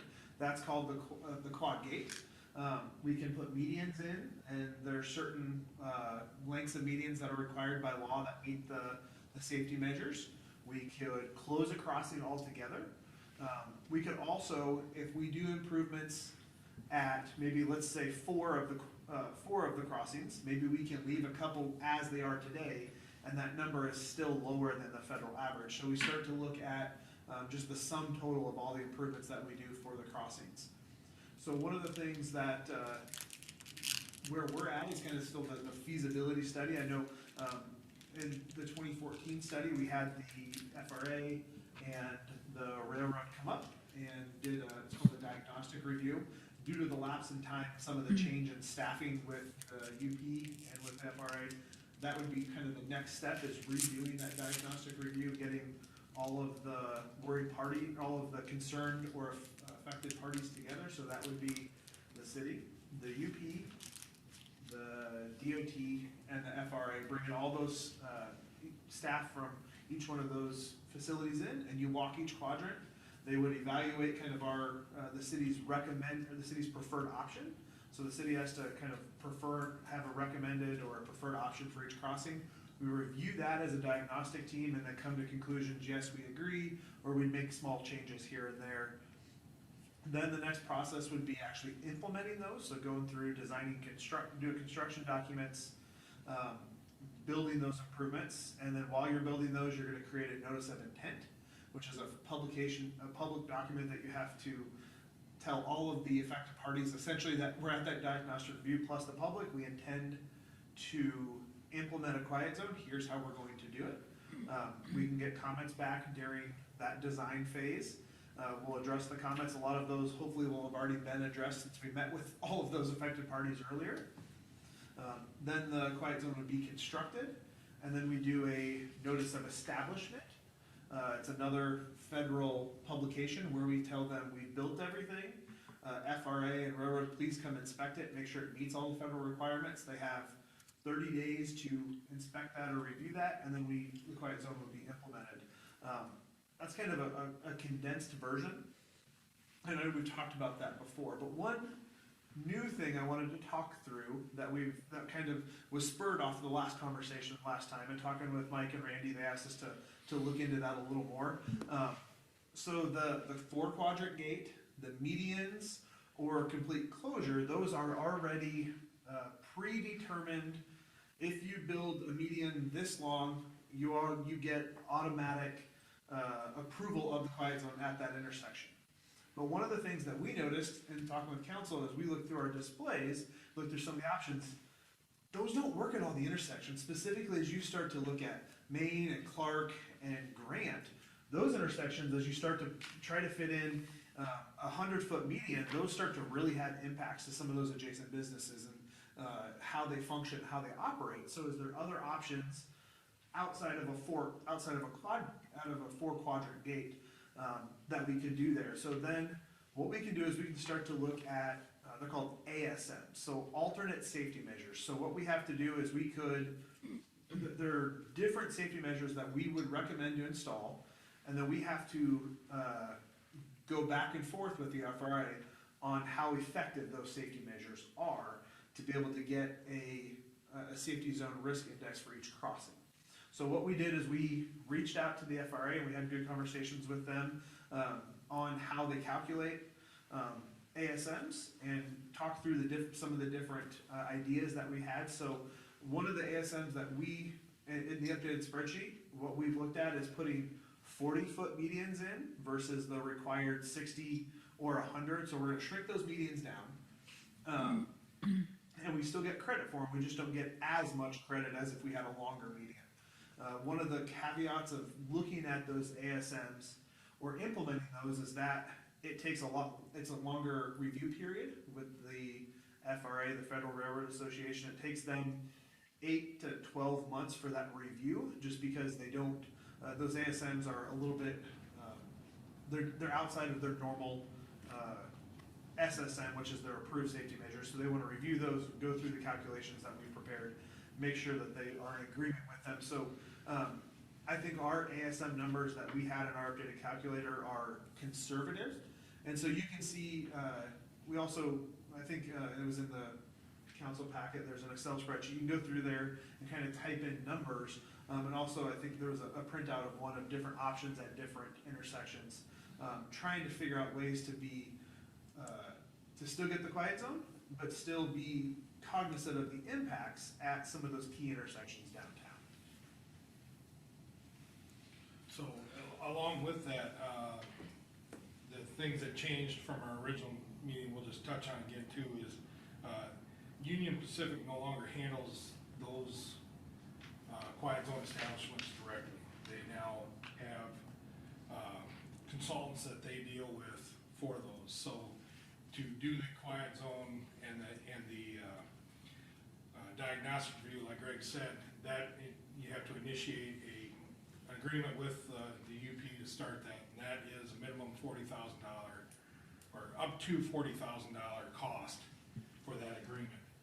That cost basically gives UP the right to get their consultant on board. They come up, they do the quiet zone review and diagnostic review. They review the other items, the notice of intent, the establishment, those items for the quiet zone process. So that takes you through that quiet zone process. So that's one change that from before was not there, that is now. The other one is their second consultant they use is for when they have to design any elements that impact their rail crossing. So like if we go to a 4-quadrant gate, that is putting 2 more gates on that crossing. They have to engineer that, so then you would have a separate agreement with the UP for any of those design elements at each crossing. And it wouldn't be one agreement for each crossing, it would be one agreement for whatever crossings you affect in that manner. So if you have a 4-quadrant gate at one crossing and a wayside horn at another crossing, the agreement would cover both of those. But that dollar amount we don't know because it all depends on how much impact is to their system. So, and that was one of the other options we had looked at also, and that's included in that calculator, is a wayside horn option. So the wayside horn, if you're familiar, is basically it's still a train horn. The FRA considered as a 1-to-1 match with a train horn. So the big difference is instead of the train horns coming down the track and having to spread out and get enough noise and direction to cover the traffic, the wayside horn is pointed directly down each street, right directly at the traffic. So it's still the same amount of decibels, more or less, but it's more directional, so it's a little bit more concentrated in the small area and doesn't spread out to such a large area. Those are options. You can include them in the quiet zone, but they do not help your quiet zone calculations any. So if you have 7 crossings that you want to implement a quiet zone for, if you put a wayside horn at one of them, you are only calculating your effectiveness and whether the quiet zone will pass or not based on the 6 remaining ones that are not quiet zone, or that are not wayside horns.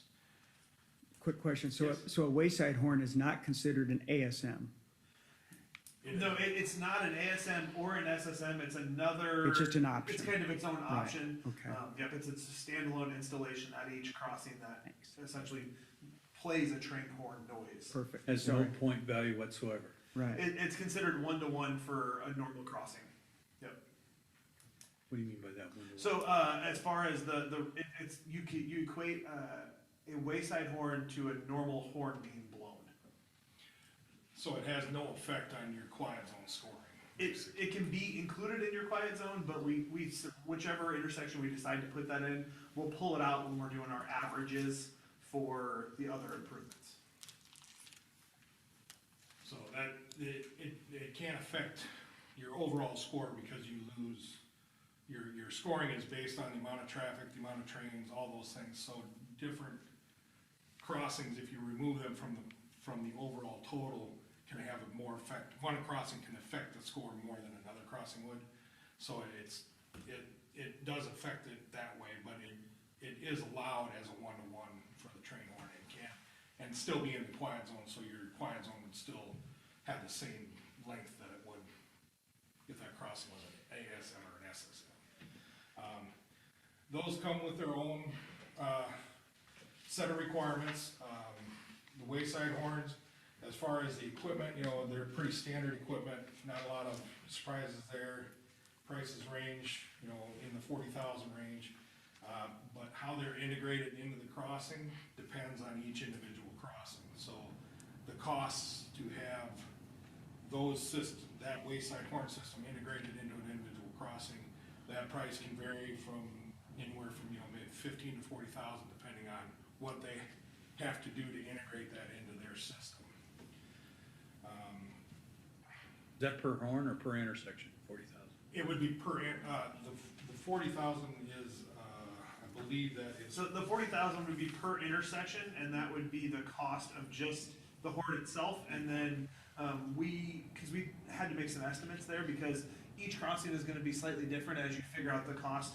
Because the big thing as we get into it is how does it tie into the railroad system? How does a train coming down the track be able to signal that wayside horn and tell it to go? And depending upon the existing infrastructure in place, that's the big varying cost is how do we get that integrated to the current railroad system? So that's some of that variability that Jim was talking about. Each intersection, as we looked at it, we think the estimate would be about $125,000 to install a wayside horn. By the time we purchase it, do the integration, and work with the UP for the engineering side. There's two horns. And that would be both sides, That would yes. be both Two sides, horns. yes. Per intersection. Yep. And should we assume, which maybe we shouldn't, given the situation you acknowledged with inflation, et cetera, all the chaos, that these numbers, they're kind of your best guesstimate, but we can assume it will be more? I would say right now, it would be best to assume that these are on the low side of what we'll see. Okay. You know, we try to be conservative in our estimates. And if it was normal, I would say we're, you know, in the ballpark. Right, But with the way right. things have been changing, it's just, Oh, it's hard yeah. to say for sure. But No, I would I'm say- glad you're honest about that, and in the book also, yeah. It just, yeah, we can't, if we had a crystal ball, I guess we probably wouldn't be standing here, we'd be doing something else. Okay, yeah. Didn't you say earlier that if we consider some ASMs at any location, that requires their 12-month process? Well, So we're looking at today plus a year at the best, right? yeah, I mean, to get an ASM, to get their final assessment of an ASM is the 8 to 12 months that he was talking about. So it doesn't matter if we use it on one crossing or 7 crossings. Right. We still have to get that Right. approval, and that's typically an 8 to 12-month process. It used to be faster. The FRA's had some staff changing over. Obviously, I think everybody is seeing some staffing struggles, and the FRA is no different. And so that process has taken and extended longer than we typically have seen in the past. It very well could come in quicker, we don't know, but we have seen some take a while, so. And that gets the wayside horn also then, to continue on with that, there's monthly inspections that are due as part of that. Those would be handled by city staff or somebody hired by the city. And then there's more in-depth inspections that have to happen twice a year, every 6 months on those wayside horn systems. And then there is a cost to the UP in the probably $2,500 range for them to maintain and keep up the integration between their system and the wayside horn system. So there is some annual maintenance Yep. fees and costs I read associated with that. And then also along with that on the wayside horn is any damaged or failed equipment is the city's responsibility to buy and to reinstall and stuff. So it's basically your system. It's in the railroad, it's on their stuff, but it's yours. And I believe they install they install, Yep. they install the stuff, but you have to purchase it, and then their forces do the work. There's only a couple of manufacturers out there for those wayside horns as well too, so, we have talked with several of them throughout this process and discussing options and, even trying to discuss the options of demos or coming in, cause I know one of the conversations we had last time was, specifically as you start to get into like Maine or Clark, whether or not that sound would bounce down the buildings, so the manufacturer at this time is not doing demos, it sounds like they're busy, and so we could not get them to come out to be able to do that. We had one that wouldn't, he was not accepting anything, and one that would. They would send us the equipment and allow us to use. But there was No, they were all right with sending us up. There was a minimal charge, I think, for shipping. So it wasn't bad. It was just a matter of getting it ranged. If you wanna do that, we can do that. But it's, for the downtown area, I think that would be different than out on the edges, is what you would hear with the wayside horns in that area. But a demo, this was back in December or January of last, early this year that we were talking to them. So whether that's changed or not, I don't know. But at that time, one of the manufacturers would allow us to get equipment, but they were not intending on having anybody do it for us. It would be, here's the equipment, you guys go do it. So it would be trying to get, a bucket truck or something like that near the railroad tracks. And by say near, I mean near the right of way, because I believe if we get into the right of way with that stuff, then we have to make sure that the Union Pacific would allow us in there to do that. So that might be a permit or at least some conversations with them. So if we stayed out of the right of way to do it, it'd still give us pretty much the same effect. But it was, they send the equipment, you put it up about at the elevation that they would, and then, essentially, you could just listen and see what you thought, or another option would be to have another consultant come in that does sound testing, and they could put up microphones around and actually get some recordings to be able to kind of map some sound contours to see how loud it is, how far away. That was a little bit more of an expensive option though, to do it that way, so we hadn't pursued any of those options as far as the wayside horn, but it is an option to do as one of the improvements. So am I to understand with these wayside horns, you don't have to do any physical things to gates or anything? Medians, no nothing, this is just strictly the horn? Yep, it's strictly the horn, and basically what it does is, it has on it a light that is a indicator to the operator that it's working. So when the train triggers the signal arms to come down, it triggers the wayside horn, and it basically goes through the same horn blowing process that the train does. It's just up the tracks.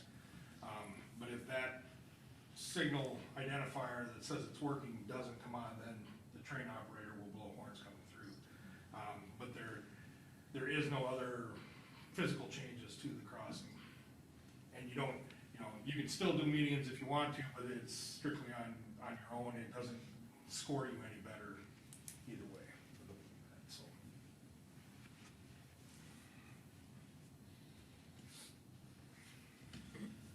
So that's kind of the summary of kind of what we've looked at since the last meeting.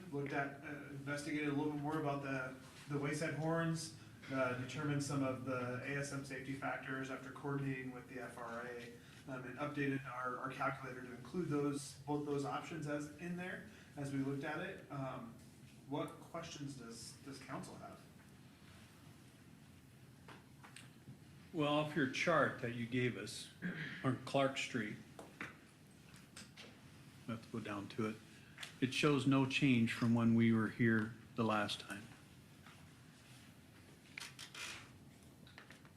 I gotta find it.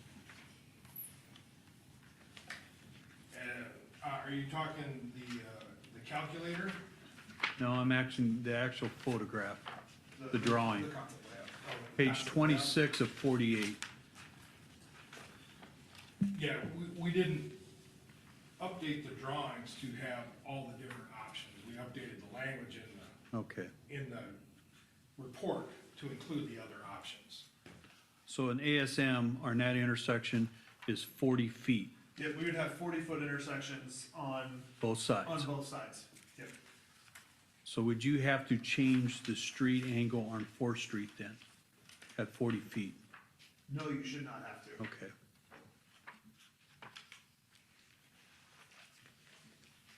But we won't know until a year from now if they'll agree with that. The process is, and I think we were conservative with calculating those reduction factors. They've got a calculator that it's not, we talked with the FRA, we got their calculator, so we've worked through that. There's a couple of assumptions based on traffic. The big question is that one of the next steps as far as doing the final calculation and checking everything is we have to have current traffic count data within the past 6 months. And so we've pulled all the traffic data that we could find. Some of it is older than 6 months. And so what we did to be conservative is we increased those numbers higher than I think they'll probably be. And the higher the number, it is going to raise our risk index. And so as we do those final counts, I think those numbers will pull back, which would help lower those numbers and be a little bit less than we have shown. And I guess our estimation is going through the FRA for that final ASM number. We're hoping that it's either the number we have inputted or slightly better. Yes. As we try to be conservative on that side. So basically what the FRA would be giving us is that final number. Right now ours is at a 0.53, which means it takes about 53% of the number and reduces it down to that, right? Yeah. Am I going the right direction? So essentially, I'm sure I'm going the right direction. each crossing gets its own index or its risk index.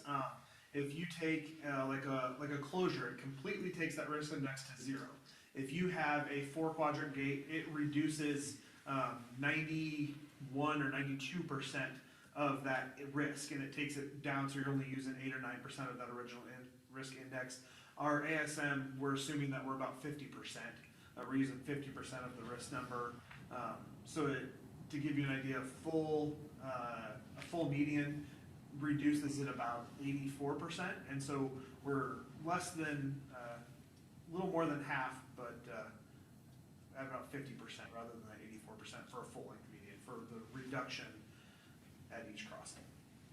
So And we would, a quad gate doesn't give you a 0 either. You gotta, No, you gotta there's close still it. some safety factor there because if somebody were It's to somewhat feasible. goes through a Okay. gate, All right. there's still some sort You'd of have to have a risk there. monster truck, but you could do it. I get it. Yep. All right. you can score a little higher, just 4-quadrant gates scores you in that 91 to 92. If you do 4-quadrant gates and at least 66 or 60-foot medians, I think that bumps it up a couple more percentages, but it's pretty minimal for the additional cost. Okay. I mean, The cost benefit is not there. you know, the 4-quadrant gate is essentially $1 million per gate, give or take. All right. You know, so, that's one of those numbers that's a little hard to say, because like it says in the report, I think it said 500,000 on UP's, website for the last 10 years. And we know that's not the case, so, it's kind of in that million range, plus the engineering and stuff, so to add another 100,000 for, 60-foot medians on both sides, to get you another 1 or 2% isn't really that big of a deal, because you don't want to be that tight to the numbers anyway, especially if you're in between the risk index with horns and the national significant risk index. If you're in between those two and closer to the risk index, if that changes, you know, if there's a significant change in traffic patterns or something that you're increased or decreased traffic counts, and that number changes, and then all of a sudden you no longer fall in between those, you're falling outside of that, then you can lose your quiet zone establishment, so. How much do you see those numbers change? I mean, you have a lot of clients. Yeah, so the national risk index, which is the average of everyone in the whole United States, Right now, the index is 15,480.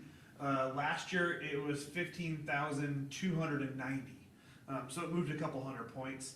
The big thing that really drives those changes on the local side, when we start calculating the average of yours, is let's say maybe a city builds a bypass road for some reason, and we're really reducing the traffic on a road, then it's going to lower that number because there's less crossing, less potential for conflict. Or let's say maybe they close another road adjacent to it, and you increase the traffic volume. That's going to raise that risk index for that individual crossing. There's a formula that does it. You have to increase quite a bit to be able to, on the volume of roads that you guys have, that Carroll has, as far as the number of trains versus the number of vehicles today.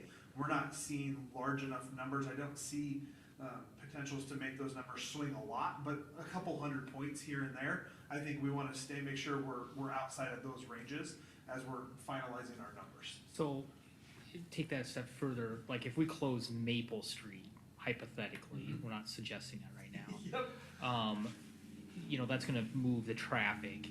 You think just a couple hundred swing is what you're Yeah, so talking what about? we have to do in that quiet zone calculator is when we close Maple on the FRA's calculator, what we have to do is we have to redistribute that traffic. Okay. So we have to do that traffic count before, so we know how much traffic Maple has, and then we have to go in there and say, that traffic that's on Maple within the past 6 months is gonna go here. Maybe they're going to Grant and Clark, or maybe 50% is going to Grant, 20 is going to Maine. We have to kind of estimate that and see how that affects those numbers. Okay. And so if they would choose, if the council would say, yep, we're gonna go forward with a quiet zone, and chose a scenario that was not below the national significance, how far below the risk index would you want to see? 1,000 points, 2,000 points? I think 1,000 was where I would be comfortable. As I look at that, I haven't seen anybody change more than a couple hundred as we look at traffic counts. And I know some people have brought up to me, there's been some communities that have done quiet zones and have been able to accomplish a quiet zone in a section of their community. And in some intersections, they have done no improvements. And using your calculator, there appears to be at least some scenarios, the council. How comfortable do you get advising communities not to do any improvements on an intersection? Yeah, that's a great question. So one of the things that, obviously we can do that, but then it starts to just come to a little bit of peace of mind. One of the things that we like to look at is, if we're gonna leave it open, is there anything we can do to help potentially mitigate those risks? Just an additional safety step or additional safety measure. Can we get smaller medians, and maybe they're a 30-foot median? We'll look at the road widths. If it's got room for it, we like to recommend those on those crossings that you may potentially leave open, because it helps. Even though we're not applying for it, we're not utilizing it, it helps give a little bit. That second car, we're really starting to provide safety for those. So, I mean, I'll stop there, because I think we could get into starting to talk about scenarios and stuff, but I'll stop there and let the council. Well, the one thing I'm confused on, you gave us this chart that we could do on our own, and that's great. But I don't know if you can go to it. The number 2533 is denied, and right below it, it's reviewable, and down below that a while, it's qualified. So, I mean, there's different scenarios on the street, but the RIWH number is the same, and then so the risk index with Horn's number is Yeah, I wanna- the number that we're getting when we add up all the crossings that we're including in there. So I would, if you've got all seven crossings in there, you've got a certain number. Like the next ones are, you only got the 5 crossings because we have Wayside Horns at Burgess, and so that risk index with Horns number is based on those 5 crossings. So that's why those are different. No. Because it's based on the crossings that are in there. And then the quiet zone risk index is what we're trying to get below at least the risk index with Horns, preferably below both of them. And the other side of that is if you do a approved SSM or ASM every crossing through your quiet zone, that automatically qualifies you.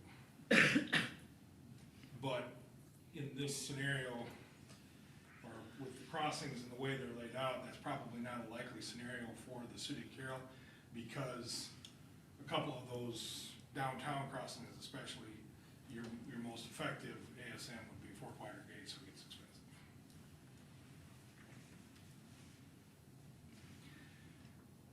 So, we looked at, for improvements, for Burgess, leaving it open, 60-foot medians, because 60 foot is as short as you can go for a median SSM. And that's only when there is a intersection of a street within the 100 foot. That's why you can go down to 60 foot. You can't go less than 60 foot though. So that limits what we can do out there without revamping the existing roads. And a little bit of that on Main Street as well, right? Yep. Main Street was the one we had with the parking lots, adjusting those for the longer medians. Problem with Burgess is you got farm equipment going over, and you put an ASM and SM in there, you got problems. Which is why, that's one of those that could be a potential for a wayside horn on one of those. That's what I plugged in, Wayside. And that would be similar to Bellavis on the east side too, as what you have going through. If we can ride the road and get 14-foot lanes, that will cover a lot, but it doesn't cover everything. We can do, the one we did in Ogden, we had signs on that center median that would limit people from overhanging the center. I think they have now since switched to just shorter delineators. I think they even put in the ones that flop. So Yeah, they do. somebody, it goes through there, it's not a damage scenario then. But the UP has also changed the amount of space you need between the edge of your road and their sign. So, we've tried to take that into consideration on both of these.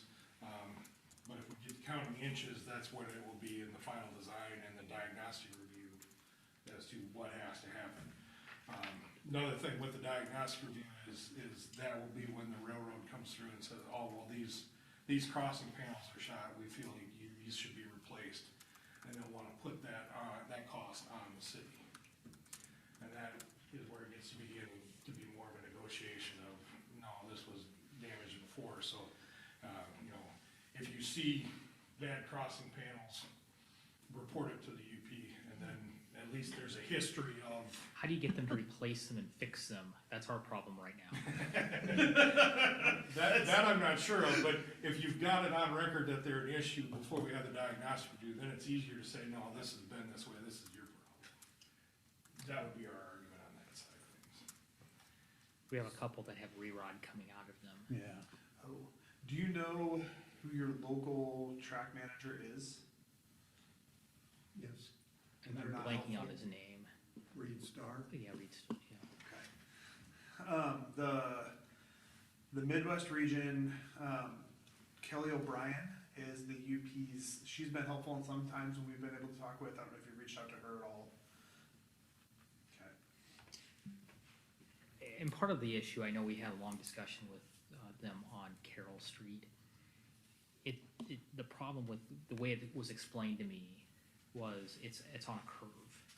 And so putting rectangular panels on the curve is problematic. And they're just gonna deteriorate over time, in a short period of time. And so there's not really, but all of our intersections are bad in Carroll. Yeah. We just don't have good intersections. And it frustrates me, it's like, you can go out to the country club road and you can go 90 across that and it's smooth as glass. Yeah. And I can't go 25 across it without worrying I'm gonna take out a tire. Yep, sure. Yep. I know you can't fix that. So Wayside Horns, is Blair, Nebraska the closest place that we can go to here? I believe they are the one around there. Okay.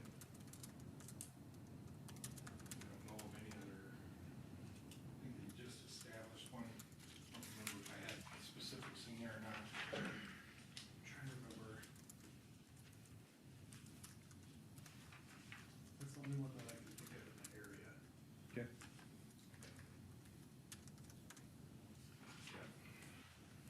I think there's been others, you know, Ames had them and then removed them and went to a full four quadrant gate. Or Duff, yeah. Yep, on Duff.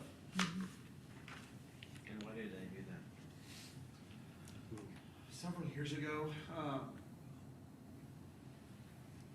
and I don't remember, I'm trying to remember the reasoning why. I think it had to do with, I think it was just a city preference They got federal money for that one too. to help cover the initial Mhm. stuff, and then the maintenance was about the same, Mhm. I believe. It has to do with the hospital and being on that thing too, that street.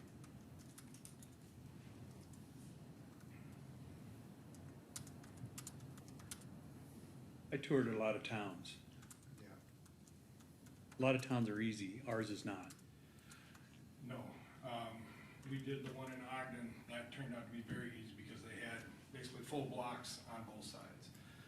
Where you get into trouble, Glidden, you guys, you have that, it's a half block or less off the tracks that really starts causing problems. Yep. And that makes it difficult because if they're, you know, if they're a street, 60 foot is the minimum you can do. And that still is encroaching on several way crossings. We can get to these scenarios, but it's a lot of dollars. Yep. That's our problem. So one question I would ask, and I think it's important to think through, is how much is too much? Yeah, that's a question we'll And have to discuss. how far, and I think one of the big questions is Maple. Because if the council's willing to entertain closing Maple, I think that opens up a lot of options. Because, I mean, there's scenarios like with Maple, you Here, I got- close Maple, you could leave Clark open in theory, which probably solves some issues there. You could do some applications on, pull this, I'm sitting here saying, and I can show the numbers. Well, you can do an ASM on Clark, you can be able to make it.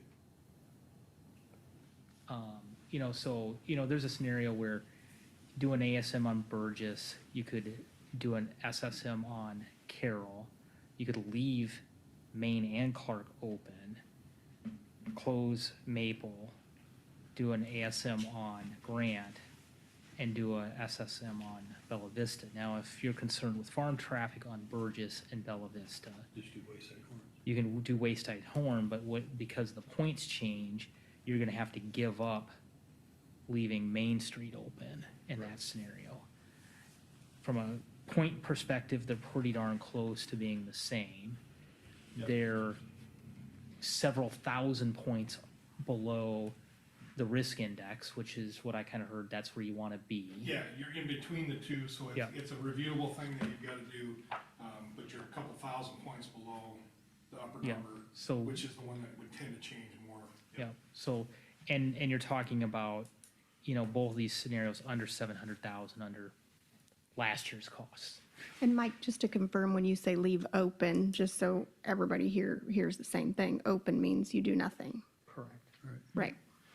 So, I mean, there are different ways you could navigate this. It depends on, but Maple is probably the linchpin. I mean, I think that's a hard, I know the council's talked about it. Historically, there was discussions about closing Maple, was not well received. That was before I was here.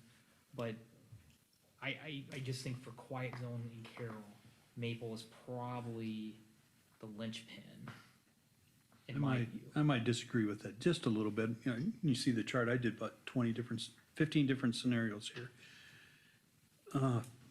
You can still leave Maple open, but you gotta do some other things. Well, but like, It's the one that affects a lot of things, I agree with that. It boils down to how much you wanna spend. Yeah. You know, But if then you wanna like- get qualified on your chart, I couldn't get it underneath 1.7 million. Couldn't do it. Probably not. As Soon as you get on 1.7 million, now you're reviewable. And we don't know if that'll work. So the difference between those and that terminology, so if it's there's a couple different thought processes on that. If we put an ASM at everyone, you're automatically qualified, we work great. If we are below the risk index with horns, that qualified, the difference between reviewable and qualified has to do with how often those quiet zones have to be revisited. The reviewable is every 2.5 to 3 years, the city has to fill out a report and document that, yes, everything's in place per the original establishment, and we're still under those numbers. The qualified triggers that to every 4.5 to 5 years. So that's the difference in how the FRA views those terminology. And if they come back and they don't like it, then what do we do? So the question is just trying to track that. If let's say you're doing your every 2.5 year report, and you're 9 years in, so now your third iteration, and we start to drop below that risk index of horns, then we have to figure out how do we get back above Yeah, that. we gotta change something again. Why would that change? The big thing is maybe the railroad dramatically increased the number of trains. They increased their train traffic, which then. I don't know how they could increase it anymore in this town. But that's one way. So really, it's increased train traffic or increased vehicle traffic. How often have you seen that happen? Really? I've never seen a city lose it because of those changes. I've seen them as they start to track it over time. Go, hey, we see a trend here. What's causing it, and evaluate that. So doing it every 2.5 to 3 years. Hopefully, it's not something that just pops up and surprises you. You're able to see that trend and start to go, hey, there's something happening. How do we combat this? Right. Thank you for clarifying that. Yeah. As far as closures go, the UP will push for closures. Oh, sure.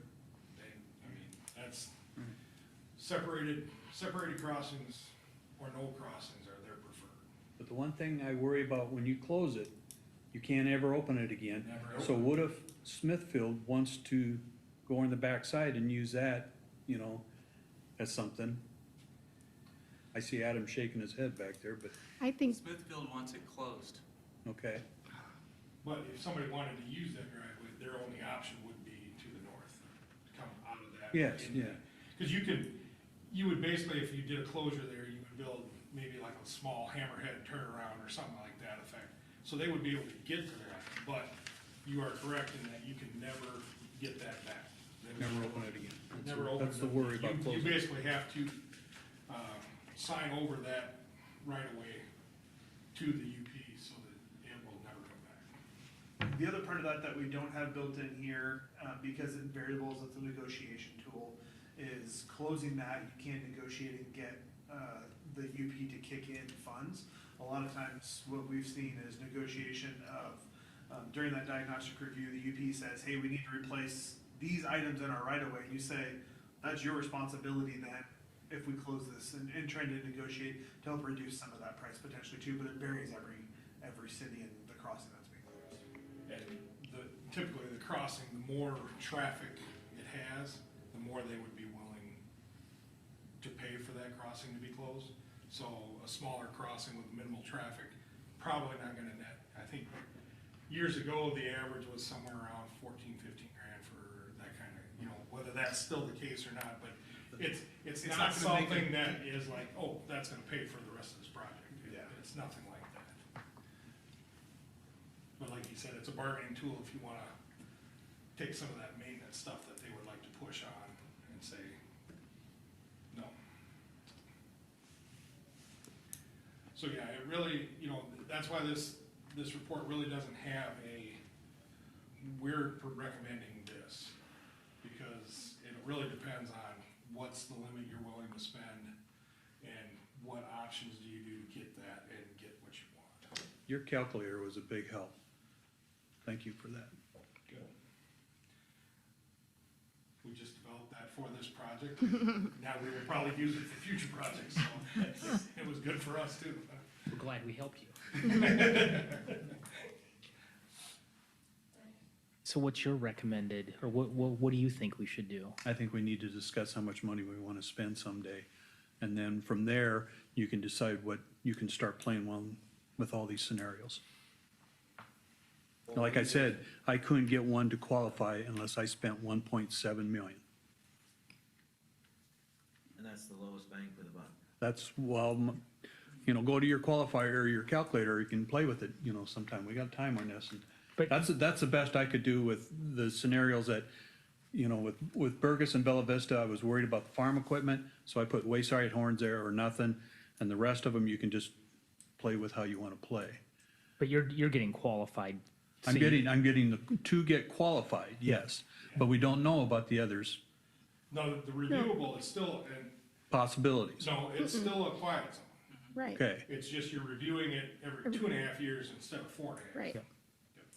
So your review time is shortened, basically, between that qualified and that reviewable. So what's the best bang for the buck with the lowest annual cost? to do? We haven't looked at a specific, that's basically, we've given you the options to look at.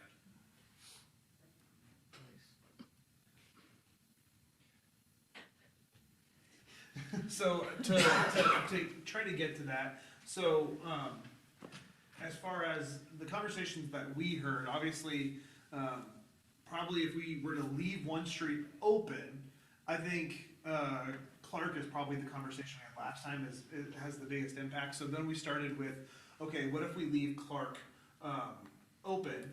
I agree with your conversation about Burgess and Bella Vista, that Wayside Horns are probably the best options. Those do bring in those annual maintenance items as well. But I think that due to the farm traffic there, I think that's probably the most cost-effective method there. So then you start playing around with, my next thing that I look at is where could I put a full SSM and it easily works.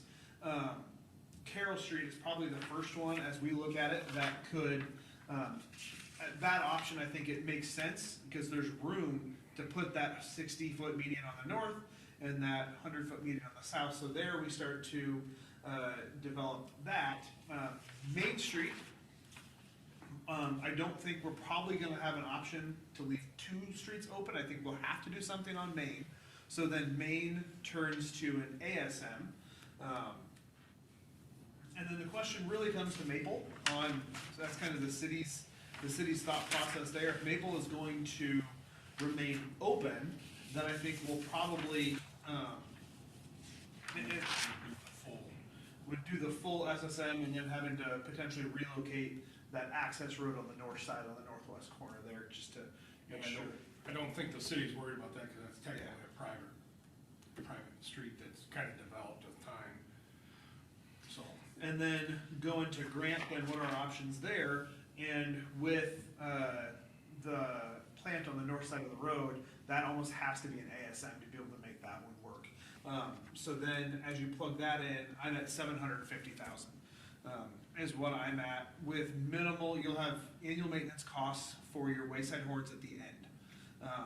I think that's a good option, a good starting point. And then the question there, you can start to play with the numbers of, is that an acceptable range? Do we need to look at potentially closing Maple to reduce that cost to be able to do stuff with some of the other intersections? That's some of the conversation that I think council or the city needs to have from that. How did we just get to 750,000 when the closest you could get was 1.7? mine was qualified. so ours comes up reviewable, Okay. and that's the 2.5 I to 3 see. years instead of 4. The only 5. concern I have about Clark being open is now that you're creating a hazard then. I think we would still look at doing something at Clark. I think you put in potentially shorter medians. You can or do something. ASMs. Yeah, you could do it. We could potentially, if you want to get qualified for it, we could do a full ASM there as Yeah. well. Can you change that to an ASM there then? Yeah, you could. And the thing with Grant would be what the operational things are. Does that 40-foot on the north side affect any operations? I mean, that's as short as we would get with an ASM. If that's still bothersome to that business, then, that's discussions that would be done during. Yeah, so maybe To make sure that impact doesn't adversely affect somebody for those things. And I have to ask, I mean, I saw a few of you shake your head when we talked about, or that it was commented to close Maple, but I haven't had anybody say to me no. So I'm just curious what you're hearing, because, I mean, to me, if I lived on that side of the track, It would be just as easy for me to take a left or right and go to one to the left or the right. I'm just curious what you all have heard, because I haven't. I've heard a lot from Kemper traffic. Kemper doesn't want Maple to close. Mm-mm. Kemper students? No, it's all voters, Really? yeah. What you could do is you could plug in the close and plug in, an ASM and see the price difference and see what you're dealing with. Yeah, Yeah, I mean, and What is it? it's I mean, there. you're looking at Fine. 669 versus 751.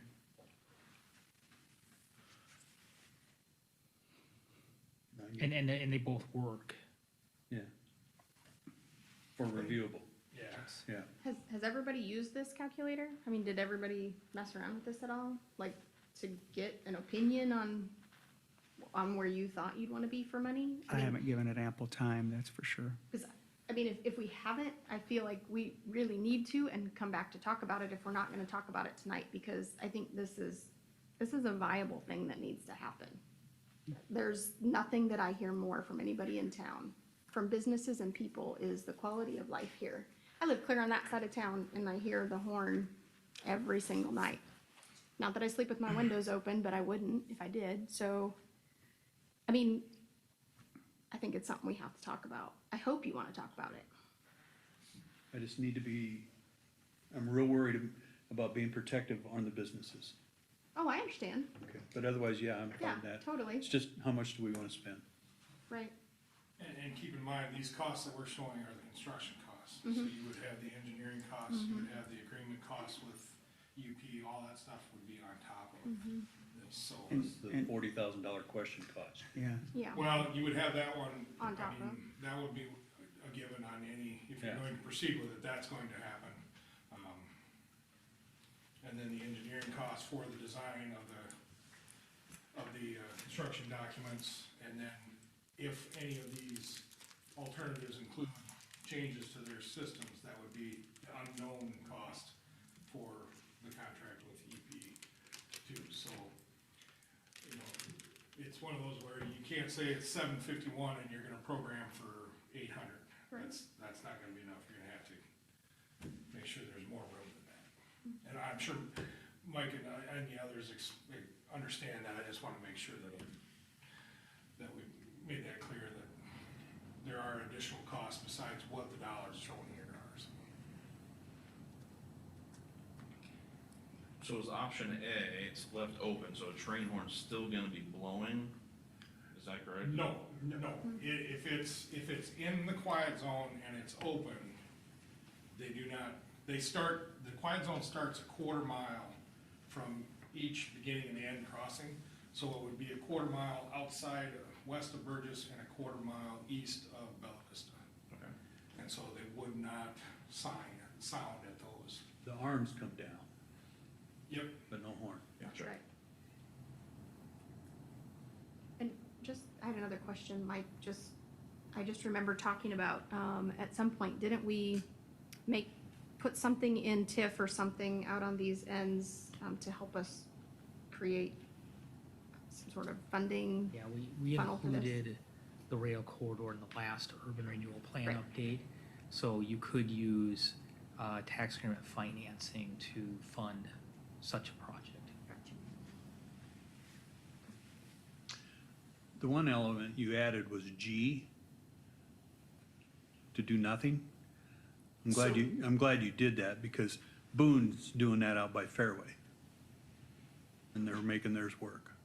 Yep, so we added that mainly after the discussion last time was on, what if we don't include, Right. Bella Vista or Burgess? Right. So we put that in there just as an option. Yeah, thank you. With this chart that you have, the way it is, it's opened up me more to trying to make this work. Otherwise, before, the numbers and we had everything, I was not for it at all, but this has given me some light while working with this, to try and make it possible. We just gotta decide how much we wanna spend. Yep.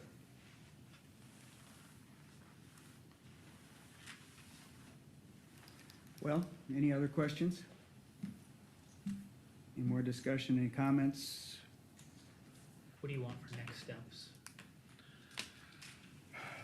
Well, I'm gonna drive to Blair. I wanna see what one of those sound like. road trip. I think Adam wanted this. Adam, go ahead, sir. I just sat through the meeting, so I thought I'd come up and say hi. So Adam Schweers, I live on Forest and formerly was on Oakwood. And just to give you some maybe that haven't been here from a history perspective, Mayor Ed Smith in 2000 walked the community as far as first becoming mayor.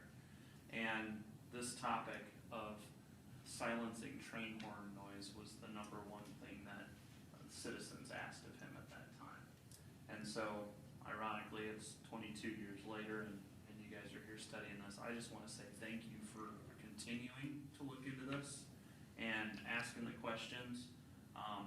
I know 10 years ago, we had discussion. We've been trying to remain as sensitive as we can to the businesses, as you referenced, that might be impacted along the railroad. And I think that these guys have done a really great job, like you said, in providing you a tool to kind of work your way through this a little bit more. But for the last 20 years, I've been what I would consider a serial meeting attender here in Carroll. And so between city council and young professionals and the chamber and CADC and the list goes on, what's interesting is that it can't be just always a one focus, one topic thing. And as we talk about promoting downtown and trying to do events in the downtown, removing train horn noise makes a lot of sense because it totally conflicts with what you're trying to do with live music and trying to have that fun environment. We renovated the depot, made it our beautiful chamber. We welcomed Santa Claus to town. We're all trying to sing carols and the train comes flying through blowing its horn as loud as it possibly can. And so there's that. And also we've been redeveloping the downtown and trying to improve housing, moving the needle slightly. But I can tell you that we have a lot of newer folks that are moving to the community that haven't grown up in a community that has train horns blowing 500 times a day. And that's on a low level. 70 trains, 7 intersections. They blow them at least a couple times as they approach each. It'd be well over 500 to be honest with you. And unfortunately, UP hasn't adopted anything with an automatic way of sounding their train horn noise. It's still relying on the engineer. So if he happens to set his coffee cup down as he drives through Carroll, that's why you hear that thin blare from Walmart all the way through a lot of the time. And then some other times you'll have another guy come through and he'll just do a beep or a beep. So they're totally inconsistent. And that's also something that we hear a lot about, whether you live in a home, whether you live downtown, doesn't matter. So we've also had, from a commercial and from a business perspective, I've sat on 3 or 4 different meetings or focus groups to try to work on this. And anybody who has tellers or drive-up windows or anybody that's trying to place orders or what have you are dramatically impacted. And the way of the world has gone to entertainment and patio-type environments outside of your restaurants or your bars, and this totally ruins that experience for people. So we're coming at it from a lot of angles. I know I've got tenants in the apartments that work different shifts for our people here in town, and we have literally had to try to find an apartment on the other side of the building that doesn't face the tracks. And as soon as that comes open, move that person because they can't sleep. And so, from a quality of life perspective, it really is important. So I just thank you for looking into this, and I'm hoping it isn't 22 years from now. So thank you. Adam. Anybody else?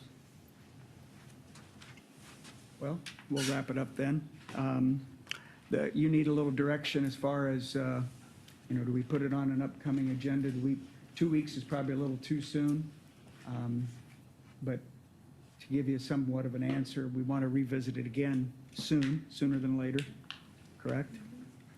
And what else do you need to know?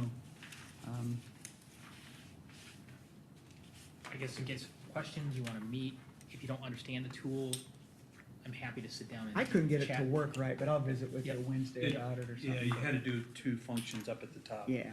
And- To get into it. Yeah. So Something about an old dog and new tricks, so, yeah, guilty. Okay, anything else? All right, let's wrap her up then. Thank you very, very, very much. If you have Adam, any thank you. questions that come up, please don't hesitate to call us. Perfect. Thank you. Well, we are in order for a motion to adjourn. Would that be correct? Is there one? Motion. Second. Okay, motion and a second. Any further discussion? Hearing none? Roll call, please. Seaman? Yes. Bornero? Yes. Dirks? Yes. Base? Yes. Bauer? Yes. Shrek? We are adjourned.